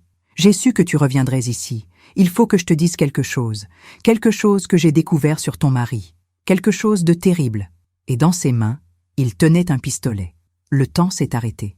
Étienne était là, devant moi, l'homme que j'avais aimé, l'homme pour qui j'aurais donné ma vie il y a quelques jours encore. Mais maintenant, avec ce pistolet dans ses mains et cette expression torturée sur son visage, je ne savais plus qui il était. Je ne savais plus quoi penser. « Étienne !» ai-je dit doucement, levant mes mains comme pour l'apaiser. « Pose cette arme, s'il te plaît. »« Non !» a-t-il répondu, et sa voix tremblait. « Pas avant que tu m'écoutes. Pas avant que tu comprennes ce que cet homme t'a fait, ce qu'il est vraiment. » Héloïse s'est placée légèrement devant moi, protectrice, mais je l'ai écartée doucement. Ce n'était pas son combat. Pas encore. « Je t'écoute, » ai-je dit à Étienne. « Dis-moi ce que tu as découvert. » Il a serré le pistolet plus fort, ses jointures blanchissant. Après t'avoir vu à ta fenêtre cette nuit-là, après m'être fait tabasser, je ne pouvais pas laisser tomber. Je ne pouvais pas t'abandonner à ce monstre. Alors j'ai continué à chercher. J'ai voyagé jusqu'à Valençay. J'ai posé des questions, j'ai soudoyé des gens, j'ai fouillé dans les archives municipales. Ses yeux se sont remplis de larmes. Et j'ai découvert des choses horribles. Amélie, des disparitions, des jeunes femmes qui ont mystérieusement disparu dans les environs de la propriété de Leclerc au cours des dernières années. 8 femmes, 8 jeunes filles comme toi qui ont simplement disparu. Et chaque fois, Gaspard Leclerc était là, dans la région, au moment de leur disparition. Mon cœur battait si fort que j'entendais le sang pulser dans mes oreilles. Ce que Étienne disait était vrai, techniquement vrai, mais il ne comprenait pas le contexte. Il ne savait pas que Gaspard n'était pas le ravisseur, mais le sauveur. « Étienne, je sais ce que tu as découvert, mais... »« Non !» a-t-il crié, et le pistolet a tremblé dans sa main. « Tu ne sais rien. Tu as été manipulé, endoctriné. C'est ce qu'ils font, ces hommes. Ils te font croire que tu es en sécurité, que tu es spécial, et puis... » Sa voix s'est brisée. « J'ai vu les photos, Amélie. Des photos que quelqu'un m'a données au village. Des photos de jeunes femmes entrant dans sa propriété et n'en ressortant jamais. Qui t'a donné ces photos ? Ai-je demandé, soudainement alarmée. Un homme. Un homme qui disait faire partie d'un groupe qui surveille Leclerc depuis des années. Un homme qui m'a dit que si je voulais te sauver, je devais agir maintenant, aujourd'hui, avant qu'il ne soit trop tard. Mon sang s'est glacé. Un homme, bien sûr. L'organisation savait que. Étienne me posait des questions. Il savait qu'il m'aimait, qu'il ne lâcherait jamais l'affaire. Alors il l'avait manipulé, lui avait donné juste assez de vérité mélangée à des mensonges pour en faire une arme contre nous. « Étienne, écoute-moi », ai-je dit en m'approchant lentement, prudemment. « Cet homme t'a menti. Oui, Gaspard est lié aux disparitions de ces femmes, mais pas comme tu le crois. Il ne les a pas enlevées, il les a sauvées. » Il a secoué la tête violemment. « C'est ce qu'il t'a fait croire. C'est exactement ce que je craignais. Il t'a lavé le cerveau, il t'a convaincu qu'il était un héros alors que... Je suis l'une de ces femmes, a soudainement dit Héloïse, s'avançant. Sa voix était claire, forte, et elle a capté immédiatement l'attention de Étienne. Je m'appelle Héloïse Picon. Il y a 6 mois, j'ai été enlevée à Montpellier par un réseau de trafiquants. J'allais être vendue, exploitée, probablement tuée. Mais Gaspard Leclerc m'a sauvée. Il m'a cachée dans sa propriété avec 11 autres femmes. Nous sommes toutes vivantes grâce à lui. Étienne la regardait, confus, le pistolet toujours pointé mais tremblant maintenant. Si tu tires sur lui, a continué Héloïse, si tu fais quoi que ce soit qui compromette sa mission, tu condamnes 12 femmes à mort et tu condamnes des centaines d'autres futures victimes. Parce que ce soir, nous avons la chance de détruire toute l'organisation. Mais seulement si tu nous laisses retourner là-bas avec ces preuves. Elle a montré la boîte métallique que je tenais contre ma poitrine. Étienne nous regardait toutes les deux, déchirées, essayant de comprendre ce qui était vrai et ce qui était mensonge. Je voyais la bataille faire rage dans ses yeux, l'amour contre la peur, la confiance contre la méfiance. « Comment puis-je savoir que vous ne mentez pas ?» a-t-il finalement demandé d'une voix brisée. « Comment puis-je savoir que tu n'es pas devenue l'une d'elles, Amélia, que tu n'as pas été corrompue ?» Je me suis approchée encore, jusqu'à ce que je sois juste devant lui, le canon du pistolet presque touchant ma poitrine. « Parce que tu me connais, » ai-je dit doucement, les larmes coulant maintenant sur mes joues. « Tu me connais mieux que quiconque, Étienne. Tu sais que je ne pourrais jamais mentir sur quelque chose comme ça. Tu sais que si Gaspard était vraiment un monstre, je me serais battue, j'aurais fui, j'aurais trouvé un moyen de te faire passer un message. Mais je suis ici maintenant, de mon plein gré, en train de te supplier de me faire confiance. » J'ai posé ma main sur la sienne, celle qui tenait le pistolet. Je t'ai aimé, je t'aimerai toujours d'une certaine manière. Mais ma vie a changé. Étienne, j'ai changé. Je ne suis plus la jeune fille innocente qui rêvait d'une vie simple. Je suis devenue quelqu'un qui se bat, quelqu'un qui veut faire une différence. Et j'ai besoin que tu me laisses faire ça. Ses doigts se sont relâchés sur le pistolet.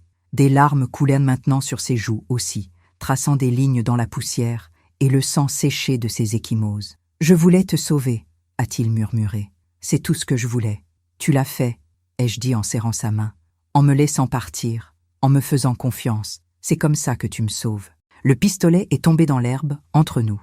Étienne s'est effondré à genoux, brisé par l'épuisement émotionnel et physique. Je me suis agenouillée près de lui et l'ai serré dans mes bras, sentant son corps secoué par les sanglots. « Que dois-je faire ?» a-t-il demandé contre mon épaule. « Comment puis-je t'aider ?» J'ai réfléchi rapidement.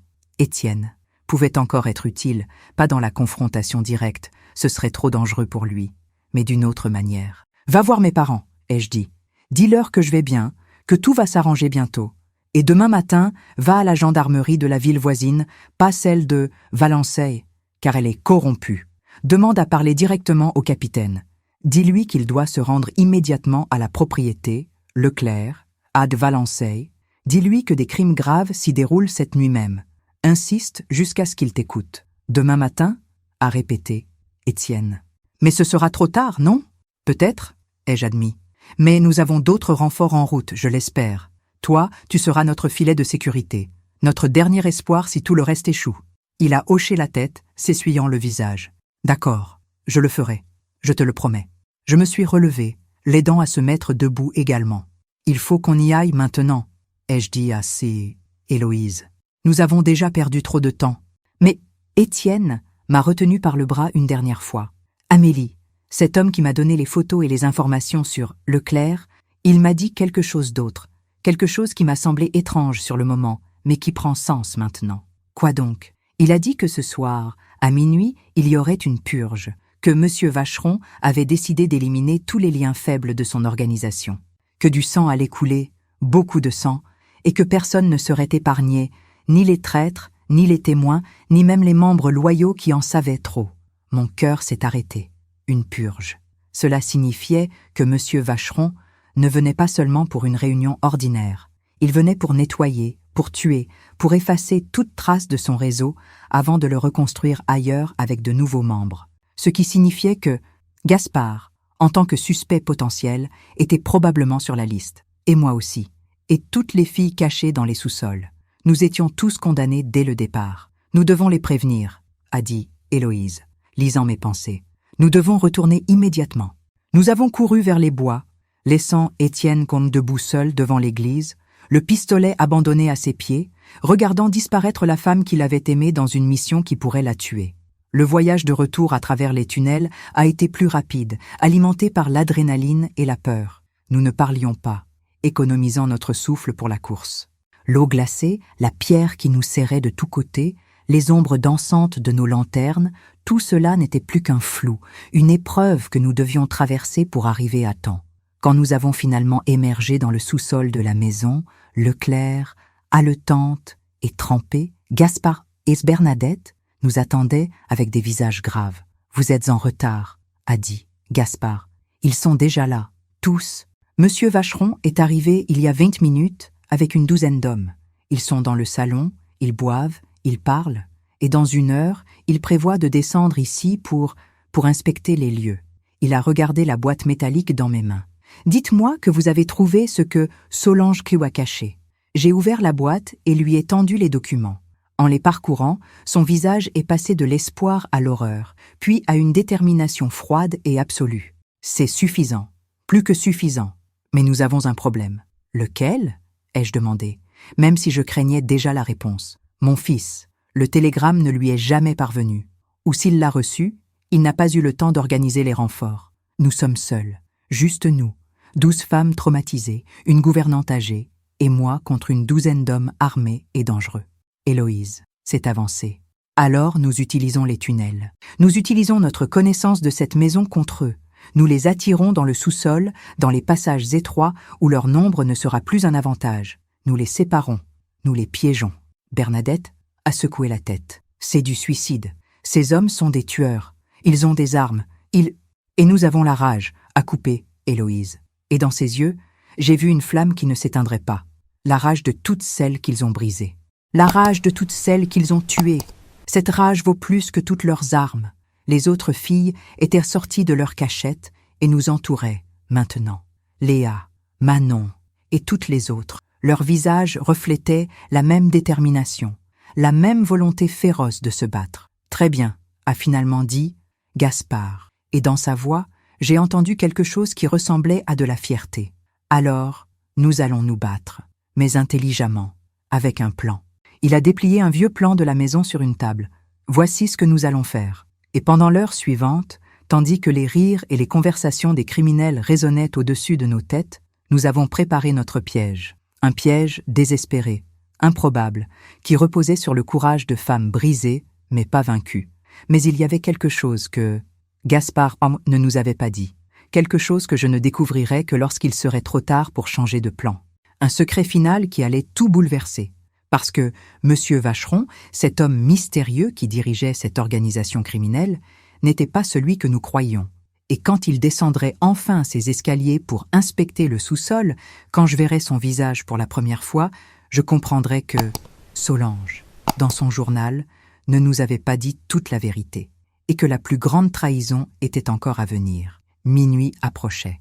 Nous pouvions entendre les pas au-dessus de nos têtes, le craquement des planchers, les éclats de voix qui devenaient de plus en plus forts à mesure que l'alcool coulait. Ils célébraient déjà leur victoire, ces hommes convaincus que rien ne pourrait les arrêter, que cette nuit marquerait le début d'une nouvelle ère pour leur organisation maudite. Nous étions cachés dans les profondeurs des tunnels, répartis stratégiquement selon le plan que Gasparti avait élaboré. Héloïse et 3 autres filles étaient positionnées près du passage le plus étroit, armées de barres de fer et de pierres récupérées dans les sections effondrées. Manon et 2 autres gardaient l'entrée du tunnel d'évacuation, prêtes à fuir si tout tournait mal et à porter témoignage de ce qui s'était passé ici. Bernadette était avec elle, serrant contre sa poitrine la boîte métallique contenant les preuves de Solange. Et moi, j'étais avec Gaspard et Léa, dans la grande salle voûtée, celle où les cages étaient encore visibles, celle où nous savions qu'ils viendraient en premier. « Ils veulent voir les preuves de ma loyauté », avait expliqué Gaspard en préparant notre piège. « Ils veulent voir que je garde bien mes acquisitions, que je les traite comme de la marchandise. C'est pour ça qu'ils descendent toujours ici lors de leurs réunions. Pour inspecter, pour choisir, pour décider du sort des victimes. » Sa voix tremblait légèrement en disant ces mots, et je voyais la culpabilité le dévorer de l'intérieur. Combien de fois avait-il dû jouer cette comédie horrible? Combien de fois avait-il dû se tenir là, impuissant, pendant que ces monstres regardaient des jeunes femmes comme du bétail? Mais cette fois, avait-il continué avec une détermination froide, ce sera différent. Cette fois, nous serons prêts. Les lanternes avaient été disposées de manière stratégique pour créer des zones d'ombre où nous pourrions nous cacher. Des cordes avaient été tendues à hauteur de cheville dans les passages, prêtes à faire trébucher les premiers qui passeraient. Les cages, ces symboles horribles de captivité, avaient été transformées en pièges, leurs portes attachées à des mécanismes de déclenchement que Gaspard avait bricolés avec une ingéniosité née du désespoir. Et maintenant, nous attendions. Le bruit des pas dans l'escalier a été comme un coup de tonnerre dans le silence. D'abord une personne, puis 2, puis plusieurs. Des voix masculines résonnaient dans la cage d'escalier, amplifiées par la pierre. Sûr que c'est sécurisé ici? On dirait un tombeau. C'est exactement ce que c'est, mon ami. Un tombeau pour celles qui n'ont plus aucune valeur ailleurs. Des rires qui me donnaient envie de vomir. Gaspard s'est avancé, visible dans la lumière des lanternes, jouant son rôle jusqu'au bout. Je pouvais voir la tension dans ses épaules, la manière dont ses mains serraient et desserraient nerveusement. « Messieurs », a-t-il dit d'une voix forte qui cachait son anxiété. « Bienvenue. Comme vous pouvez le voir, tout est en ordre. Les hommes sont entrés dans la grande salle. 6 d'abord, puis 4 autres. 10 hommes en tout, tous vêtus de costumes sombres, tous avec des visages qui reflétaient la cruauté et l'avidité. Je les observais depuis ma cachette derrière un pilier, mon cœur battant si fort que j'avais peur qu'ils l'entendent. Et puis, il est entré, Monsieur Vacheron, ou plutôt Alexandre Deneuve, selon ce que Solange avait écrit. C'était un homme de 65 ans environ, grand, avec des cheveux blancs impeccablement coiffés et une barbe soignée. Il portait un costume qui devait coûter plus que ce que ma famille gagnait en un an. Mais ce qui me frappait le plus, c'était son visage. Il avait l'air d'un grand-père bienveillant, le genre d'homme qu'on croirait volontiers capable de raconter des histoires aux enfants ou de nourrir les pigeons sur une place publique. Rien dans son apparence ne trahissait le monstre qu'il était vraiment. « Leclerc », a-t-il dit d'une voix douce et cultivée, toujours aussi efficace à ce que je vois. Il s'est approché d'une des cages vides, l'examinant avec l'œil d'un connaisseur. « Bien entretenu, propre, vous faites du bon travail. » Gaspard a hoché la tête raidement. « Je fais ce qui est nécessaire. » En effet, Alexandre s'est retourné, balayant la salle du regard. Mais il y a eu des rumeurs troublantes récemment. Leclerc, des rumeurs selon lesquelles certaines de nos acquisitions auraient disparu sans explication satisfaisante.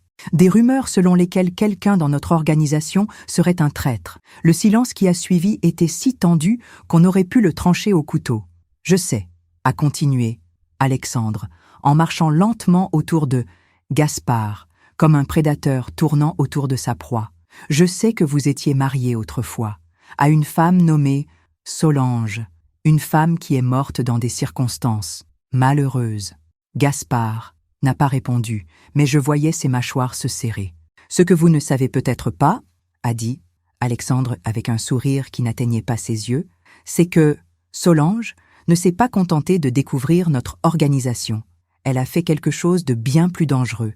Elle a caché des preuves, des documents, des photos, des noms, et pendant 10 ans, nous avons cherché ces preuves sans succès. » Il s'est arrêté directement devant Gaspard. « Mais maintenant, Grâce à votre nouvelle petite épouse, nous savons où elle se trouve. » Mon sang s'est glacé. Comment pouvait-il savoir? Nous avions été si prudentes, Héloïse et moi. Personne ne nous avait suivis, j'en étais certaine. « Amélie !» a appelé. Alexandre, d'une voix forte qui a résonné dans toute la salle. « Je sais que vous êtes là, ma chère. Inutile de vous cacher plus longtemps. Sortez, s'il vous plaît, ou mes hommes seront obligés de vous trouver. Et ils ne seront pas aussi gentils que je le suis. » J'ai regardé Gaspard, cherchant des instructions dans ses yeux. Il a secoué la tête imperceptiblement, me disant de rester caché, mais je savais que c'était inutile. Ils nous avaient eus. D'une manière ou d'une autre, ils avaient découvert notre plan. Je suis sortie de derrière le pilier, les jambes tremblantes mais la tête haute. Je ne leur montrerai pas ma peur. Je ne leur donnerai pas cette satisfaction. « Ah, voilà !» a dit Alexandre avec un sourire satisfait. « La jolie mariée. Dites-moi, ma chère, avez-vous apprécié votre petite excursion à l'église Saint-Georges cet après-midi? Avez-vous trouvé ce que vous cherchiez? » Comment savait-il? Comment? Comme s'il lisait mes pensées. Alexandre a ri doucement. « Vous vous demandez comment je sais? C'est simple. Ce cher Étienne Moreau, le garçon que vous aimiez tant, a été très coopératif une fois que nous l'avons. Persuadé de nous dire où vous étiez allé. Non, non, non, non. Étienne n'aurait jamais... Oh, ne le blâmez pas trop, a continué Alexandre, avec une fausse compassion. Il a résisté admirablement longtemps, mais tout le monde parle finalement. Tout le monde a un point de rupture. Des larmes de rage et de désespoir ont brouillé ma vision. Étienne, mon pauvre Étienne, qui avait juste voulu me sauver et qui était maintenant, quoi? Mort? Torturé? Maintenant, a dit Alexandre, en croisant les mains derrière son dos, vous allez me dire où se trouvent ces documents, et ensuite, vous allez tous mourir rapidement et relativement sans douleur, ou vous pouvez refuser, et je passerai les prochaines heures à vous montrer exactement ce dont je suis capable quand on me désobéit. Les documents ne sont plus ici, ai-je dit, trouvant ma voix malgré la terreur. Ils sont en sécurité, loin d'ici, et même si vous nous tuez tous cette nuit, ils arriveront aux autorités demain matin. C'était un mensonge. Les documents étaient encore avec Bernadette dans les tunnels. Mais je devais gagner du temps, je devais les faire hésiter. Alexandre a incliné la tête, étudiant mon visage. Vous mentez, et assez mal, je dois dire. Mais c'est admirable que vous essayiez. Il s'est tourné vers ses hommes. Fouillez les tunnels, toutes les sections, et si vous trouvez d'autres personnes cachées là-dedans, amenez-les ici. C'était le signal, le moment que nous avions attendu et redouté à la fois. Les hommes se sont dispersés vers les différentes entrées des tunnels, et c'est là que notre piège s'est déclenché. La première corde a fait trébucher 2 hommes qui sont tombés lourdement, leur tête heurtant la pierre avec un bruit écœurant. « Héloïse !» Et son groupe ont surgi de l'ombre, frappant avec leurs barres de fer avant que les hommes puissent se relever. Un autre homme a été attiré dans le passage étroit où 3 filles l'attendaient. Ses cris ont été rapidement étouffés. Le chaos a éclaté. Gaspard s'est jeté sur Alexandre. Mes 2 gardes se sont interposés, le plaquant violemment contre le mur. J'ai couru pour l'aider, mais une main m'a saisi par les cheveux, me tirant en arrière avec une force brutale. « Petite garce !» a sifflé une voix à mon oreille. « Tu vas regretter d'être née ?» J'ai donné un coup de coude en arrière, atteignant quelque chose de mou. L'homme a grogné et relâché sa prise, juste assez pour que je puisse me libérer. Léa est apparue de nulle part, frappant mon assaillant avec une pierre. Partout autour de nous, c'était le chaos. Les filles se battaient avec une férocité née du désespoir. Certaines tombaient, blessées par les coups ou les armes des hommes, mais d'autres prenaient leur place, refusant d'abandonner. Mais nous étions en train de perdre. Malgré notre piège, malgré notre courage, nous étions surpassés en nombre et en force. Un par un, les hommes reprenaient le dessus, et je voyais l'horreur se dessiner sur les visages de mes compagnes. C'est alors que quelque chose d'incroyable s'est produit. Une voix a résonné dans les tunnels. Une voix autoritaire, amplifiée par un mégaphone. « Police! Vous êtes cernés! Déposez vos armes et sortez les mains en l'air !» Le silence est tombé instantanément. Même Alexandre a figé, son visage reflétant pour la première fois quelque chose qui ressemblait à de la peur. Des lumières ont envahi les tunnels. Des dizaines, peut-être des centaines de lampes torches. Et puis des hommes en uniforme ont commencé à descendre les escaliers, leurs armes pointées, leurs voix ordonnant à tout le monde de ne pas bouger. Mais comment? Le télégramme n'était jamais parvenu. Étienne ne devait contacter la police que demain matin. Comment pouvait-il être là? Et c'est alors qu'une silhouette est apparue dans l'encadrement de la porte. Un homme plus jeune, peut-être 40 ans, avec des traits qui ressemblaient étrangement à ceux de Gaspard. « Papa » a-t-il dit, et sa voix tremblait d'émotion. « Je suis désolé d'avoir mis si longtemps, mais je suis là maintenant. » Le fils de Gaspard. Il était venu. Il avait reçu le télégramme après tout, et il avait amené les renforts. Mais ce n'était pas fini. Parce que Alexandre Deneuve, face à sa capture imminente, avait sorti un pistolet de sous sa veste et le pointait maintenant directement sur Gaspard. « Si je tombe, a-t-il dit avec un calme effrayant, tu tombes avec moi, Leclerc. Tu m'as coûté 10 ans de travail, tu as sauvé toutes ces petites garces que j'aurais pu vendre. Tu m'as trahi de la manière la plus abjecte qui soit. »« Non, » a dit une autre voix, une voix féminine qui venait de l'escalier. Nous nous sommes tous retournés pour voir une femme descendre, escortée par 2 policiers. Elle avait environ 40 ans, des cheveux noirs coupés courts et portait un tailleur élégant.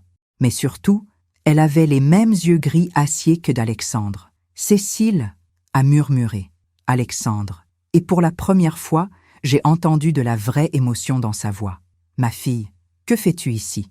Cécile Deneuve a regardé son père avec une expression que je ne pouvais pas déchiffrer. Ce que j'aurais dû faire il y a des années, te livrer à la justice. Le choc sur le visage de Alexandre aurait été comique dans d'autres circonstances. Mais tu es ma complice. Tu as protégé l'organisation pendant toutes ces années. J'étais infiltré, a coupé Cécile avec une voix dure. Tout comme monsieur Leclerc, depuis le début. C'est moi qui ai recruté ta première épouse, Solange, pour nous aider. C'est moi qui ai organisé toute cette opération pour te piéger. Tu croyais m'avoir corrompu quand j'étais enfant. Tu croyais m'avoir transformé en monstre comme toi. Mais tout ce que tu as fait, c'est me montrer ce que je devais combattre. Le pistolet dans la main de Alexandre tremblait maintenant. Tu mens. Tu dois mentir. Tu es ma fille, mon sang. Je suis la fille de la femme que tu as tuée quand j'avais 5 ans, a répondu Cécile sans émotion. La femme qui était ma vraie mère, celle qui a essayé de s'enfuir avec moi et que tu as assassinée de sang-froid. Tu m'as gardée comme trophée, comme preuve de ta domination. Mais tu as sous-estimé la mémoire d'un enfant. Je me souviens de tout, de ses cris, de son sang, de ton sourire pendant que tu la tuais. Le pistolet est tombé de la main de Alexandre. Il s'est effondré à genoux, brisé non pas par la police qui l'entourait maintenant, mais par la révélation que sa propre fille, son héritière choisie, était son pire ennemi. Les policiers l'ont menotté, ainsi que tous ces hommes. Certains tentaient encore de résister, mais ils étaient largement surpassés en nombre. C'était fini. Après tant d'années, tant de souffrances, tant de victimes, c'était enfin fini.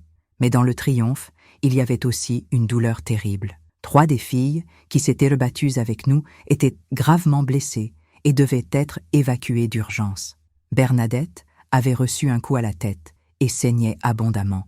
Et Gaspard était effondré contre le mur, tenant son côté où le sang coulait entre ses doigts. Dans la confusion de la bataille, quelqu'un l'avait poignardé, et nous ne l'avions même pas remarqué jusqu'à maintenant. « Papa !» criait son fils en se précipitant vers lui, les médecins sur ses talons. Mais Gaspard a levé une main, les arrêtant. « Attendez !» a-t-il dit d'une voix faible. Il m'a regardé, et dans ses yeux, j'ai vu quelque chose qui ressemblait à de la paix. « Amélie, venez ici. » Je me suis agenouillée près de lui, prenant sa main glacée dans la mienne. « Je suis désolé, » a-t-il murmuré. « Désolé de vous avoir entraîné dans tout ça. Désolé d'avoir détruit votre vie. »« Vous ne l'avez pas détruite, » ai-je dit, les larmes coulant librement maintenant. « Vous l'avez transformée. Vous m'avez montré qui je pouvais être, ce que je pouvais faire. Vous m'avez donné un but. » Il a souri faiblement. « Solange aurait été fière de vous. Elle aurait voulu que vous ayez ceci. » Il a porté sa main à son cou et a détaché quelque chose. Le collier de perles avec le nom de Solange gravé dessus. Portez-le, et souvenez-vous que même dans l'obscurité la plus profonde, il y a toujours de l'espoir. Toujours. Les médecins l'ont emporté alors sur une civière, et je ne savais pas si je le reverrais vivant. Autour de moi, le sous-sol se vidait. Les filles étaient évacuées, certaines sur des civières, d'autres marchant appuyées sur des policiers bienveillants. Cécile Deneuve supervisait tout avec une efficacité calme, coordonnant avec les différentes unités, s'assurant que chaque victime recevait l'aide dont elle avait besoin. Elle s'est approchée de moi alors que je me relevais, serrant le collier de Solange dans ma main. « Merci », a-t-elle dit simplement. « Sans votre courage, sans celui de toutes ces femmes, nous n'aurions jamais pu finir ça ce soir. »« C'est vous qui avez tout orchestré depuis le début ?» ai-je demandé. Elle a hoché la tête. « Avec l'aide de Solange, oui. Elle était bien plus qu'une simple victime. Elle était une combattante, comme vous, comme toutes ces femmes. C'est elle qui m'a contactée il y a 11 ans, qui m'a dit qu'elle avait découvert que mon père était le chef de l'organisation. C'est elle qui m'a convaincu que nous pouvions le détruire de l'intérieur. Mais elle est morte. Oui, et c'est ma plus grande culpabilité. Je n'ai pas pu la sauver. Mais j'ai juré sur sa tombe que je finirais ce qu'elle avait commencé. Et aujourd'hui, enfin, cette promesse est tenue. Elle m'a tendu une carte. Si vous avez besoin de quoi que ce soit, contactez-moi. Un avocat, un thérapeute, un endroit sûr où vivre. Vous avez ma protection. Amélie Dubois, vous l'avez gagnée. Et puis elle est partie, laissant derrière elle le sous-sol maintenant vide et silencieux, éclairé par les lanternes mourantes et hanté par les échos de la bataille qui venait de s'y dérouler. J'étais vivante. Contre toute attente, j'étais vivante. Mais à quel prix? Et qu'allait-il se passer maintenant? 3 mois ont passé depuis cette nuit terrible et miraculeuse dans les sous-sols de May Valencé. 3 mois pendant lesquels le monde, tel que je le connaissais, s'est complètement transformé. L'arrestation de Alexandre Deneuve et de son réseau a fait la une de tous les journaux en France. Plus de 70 personnes ont été arrêtées dans 12 régions différentes. Des maires, des policiers, des hommes d'affaires respectables, tous démasqués comme des monstres déguisés en citoyens honorables. Les filles que Gaspard Muy avait sauvées ont toutes été réunies avec leurs familles, celles qui en avaient encore. Héloïse a témoigné au procès avec une éloquence et une force qui ont fait pleurer la salle entière. Léa est retournée à Coulommiers, auprès de sa mère qui croyait l'avoir perdue à jamais. Manon, la plus jeune, a été placée dans un centre spécialisé pour l'aider à guérir des traumatismes qu'elle avait subis. Bernadette a survécu à sa blessure et vit maintenant paisiblement dans une petite maison que Cécile Deneuve lui a achetée en reconnaissance de son courage. Elle passe ses journées à tricoter et à recevoir des lettres de reconnaissance de toutes les femmes dont elle a pris soin pendant ces années sombres.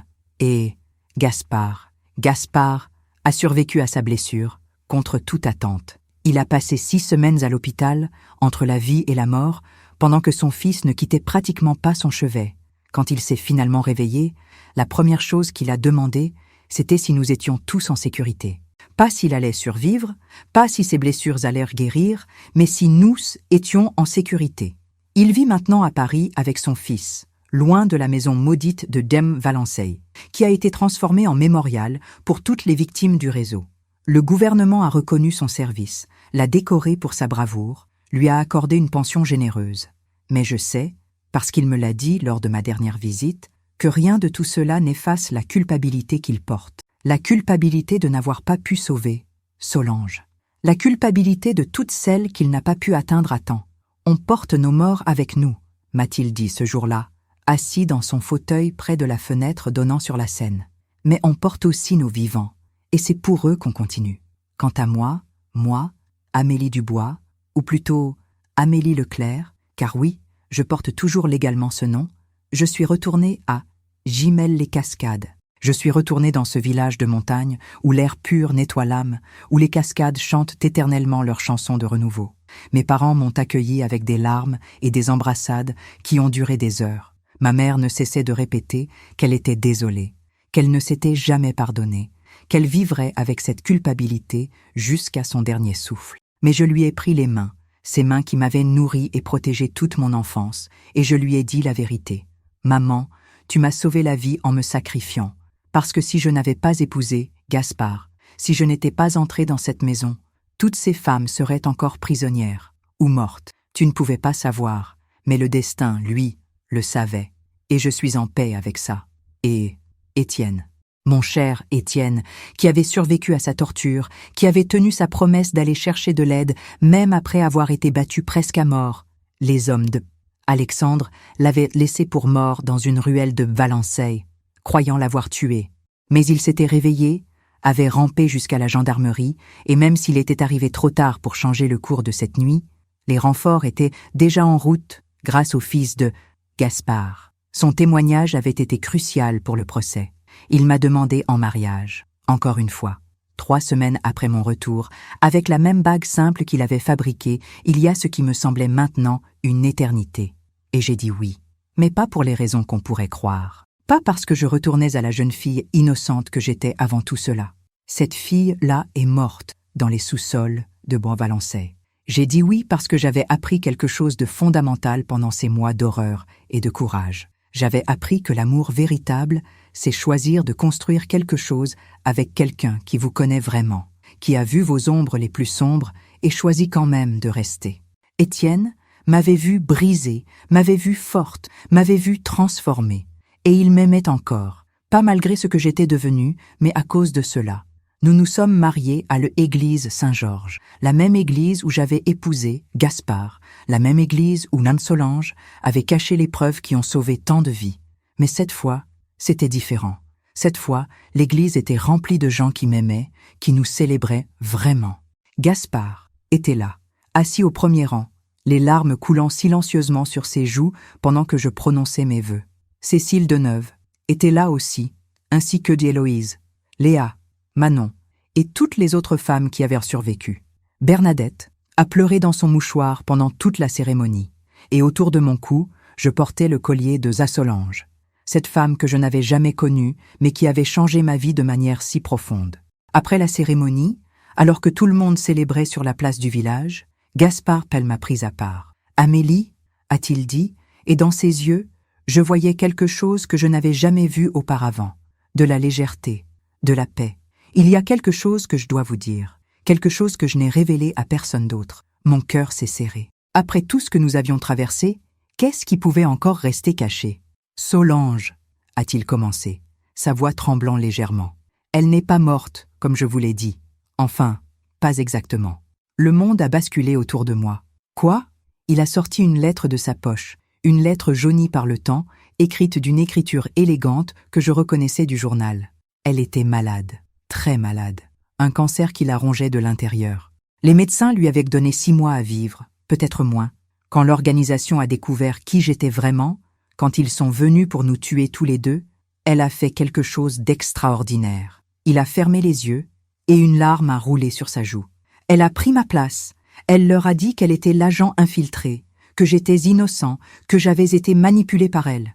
Elle savait qu'elle allait mourir de toute façon dans quelques semaines. Alors elle a choisi de mourir pour me sauver, pour que je puisse continuer la mission, pour que je puisse sauver d'autres vies.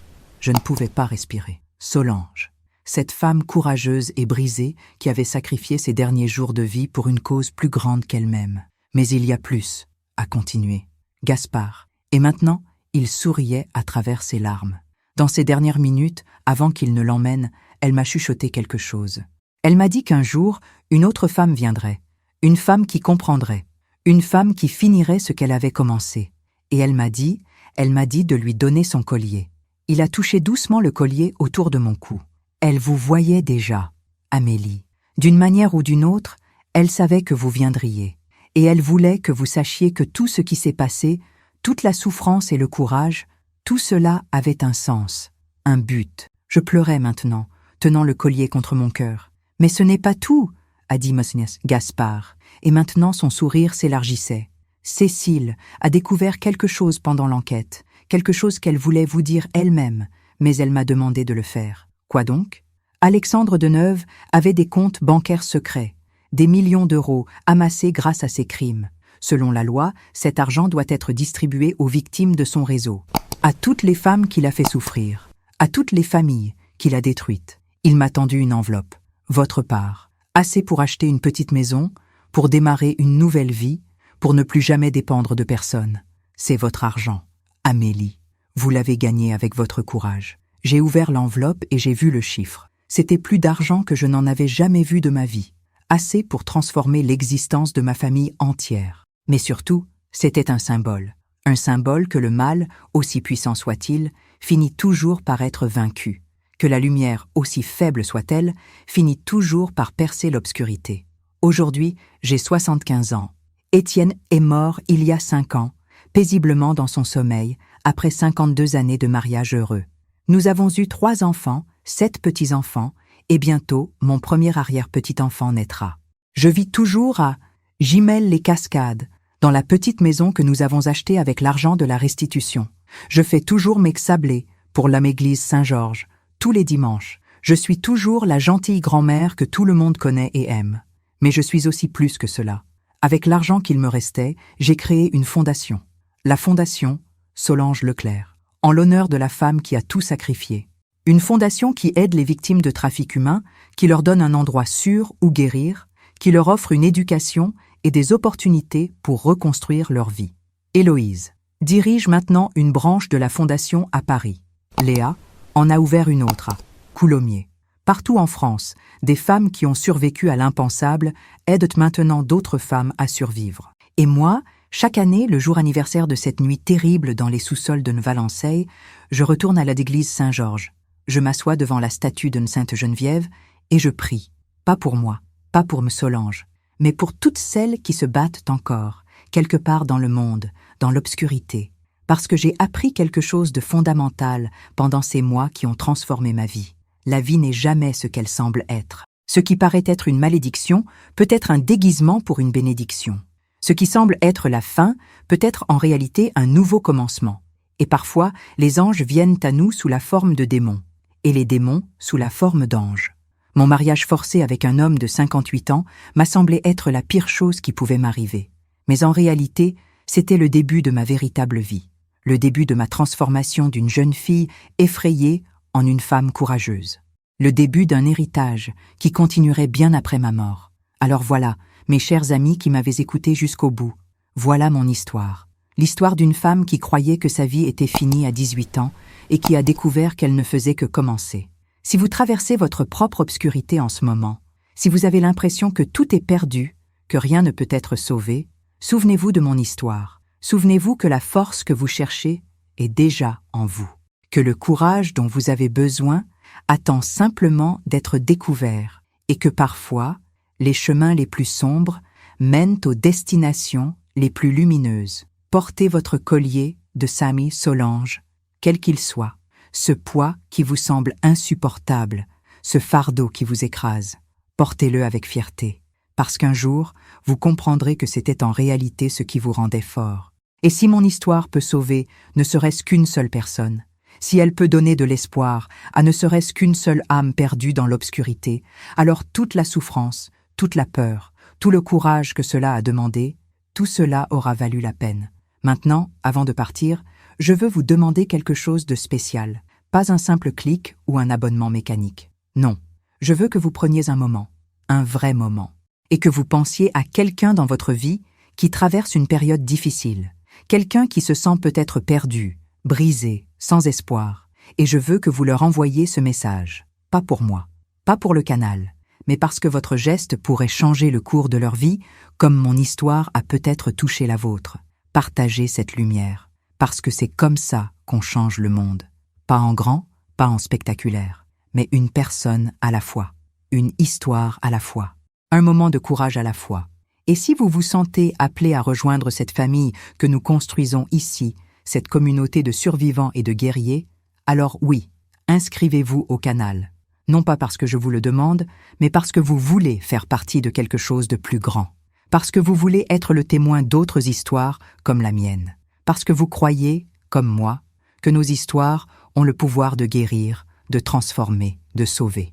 Merci de m'avoir écouté. Merci d'avoir été le témoin de ma vie.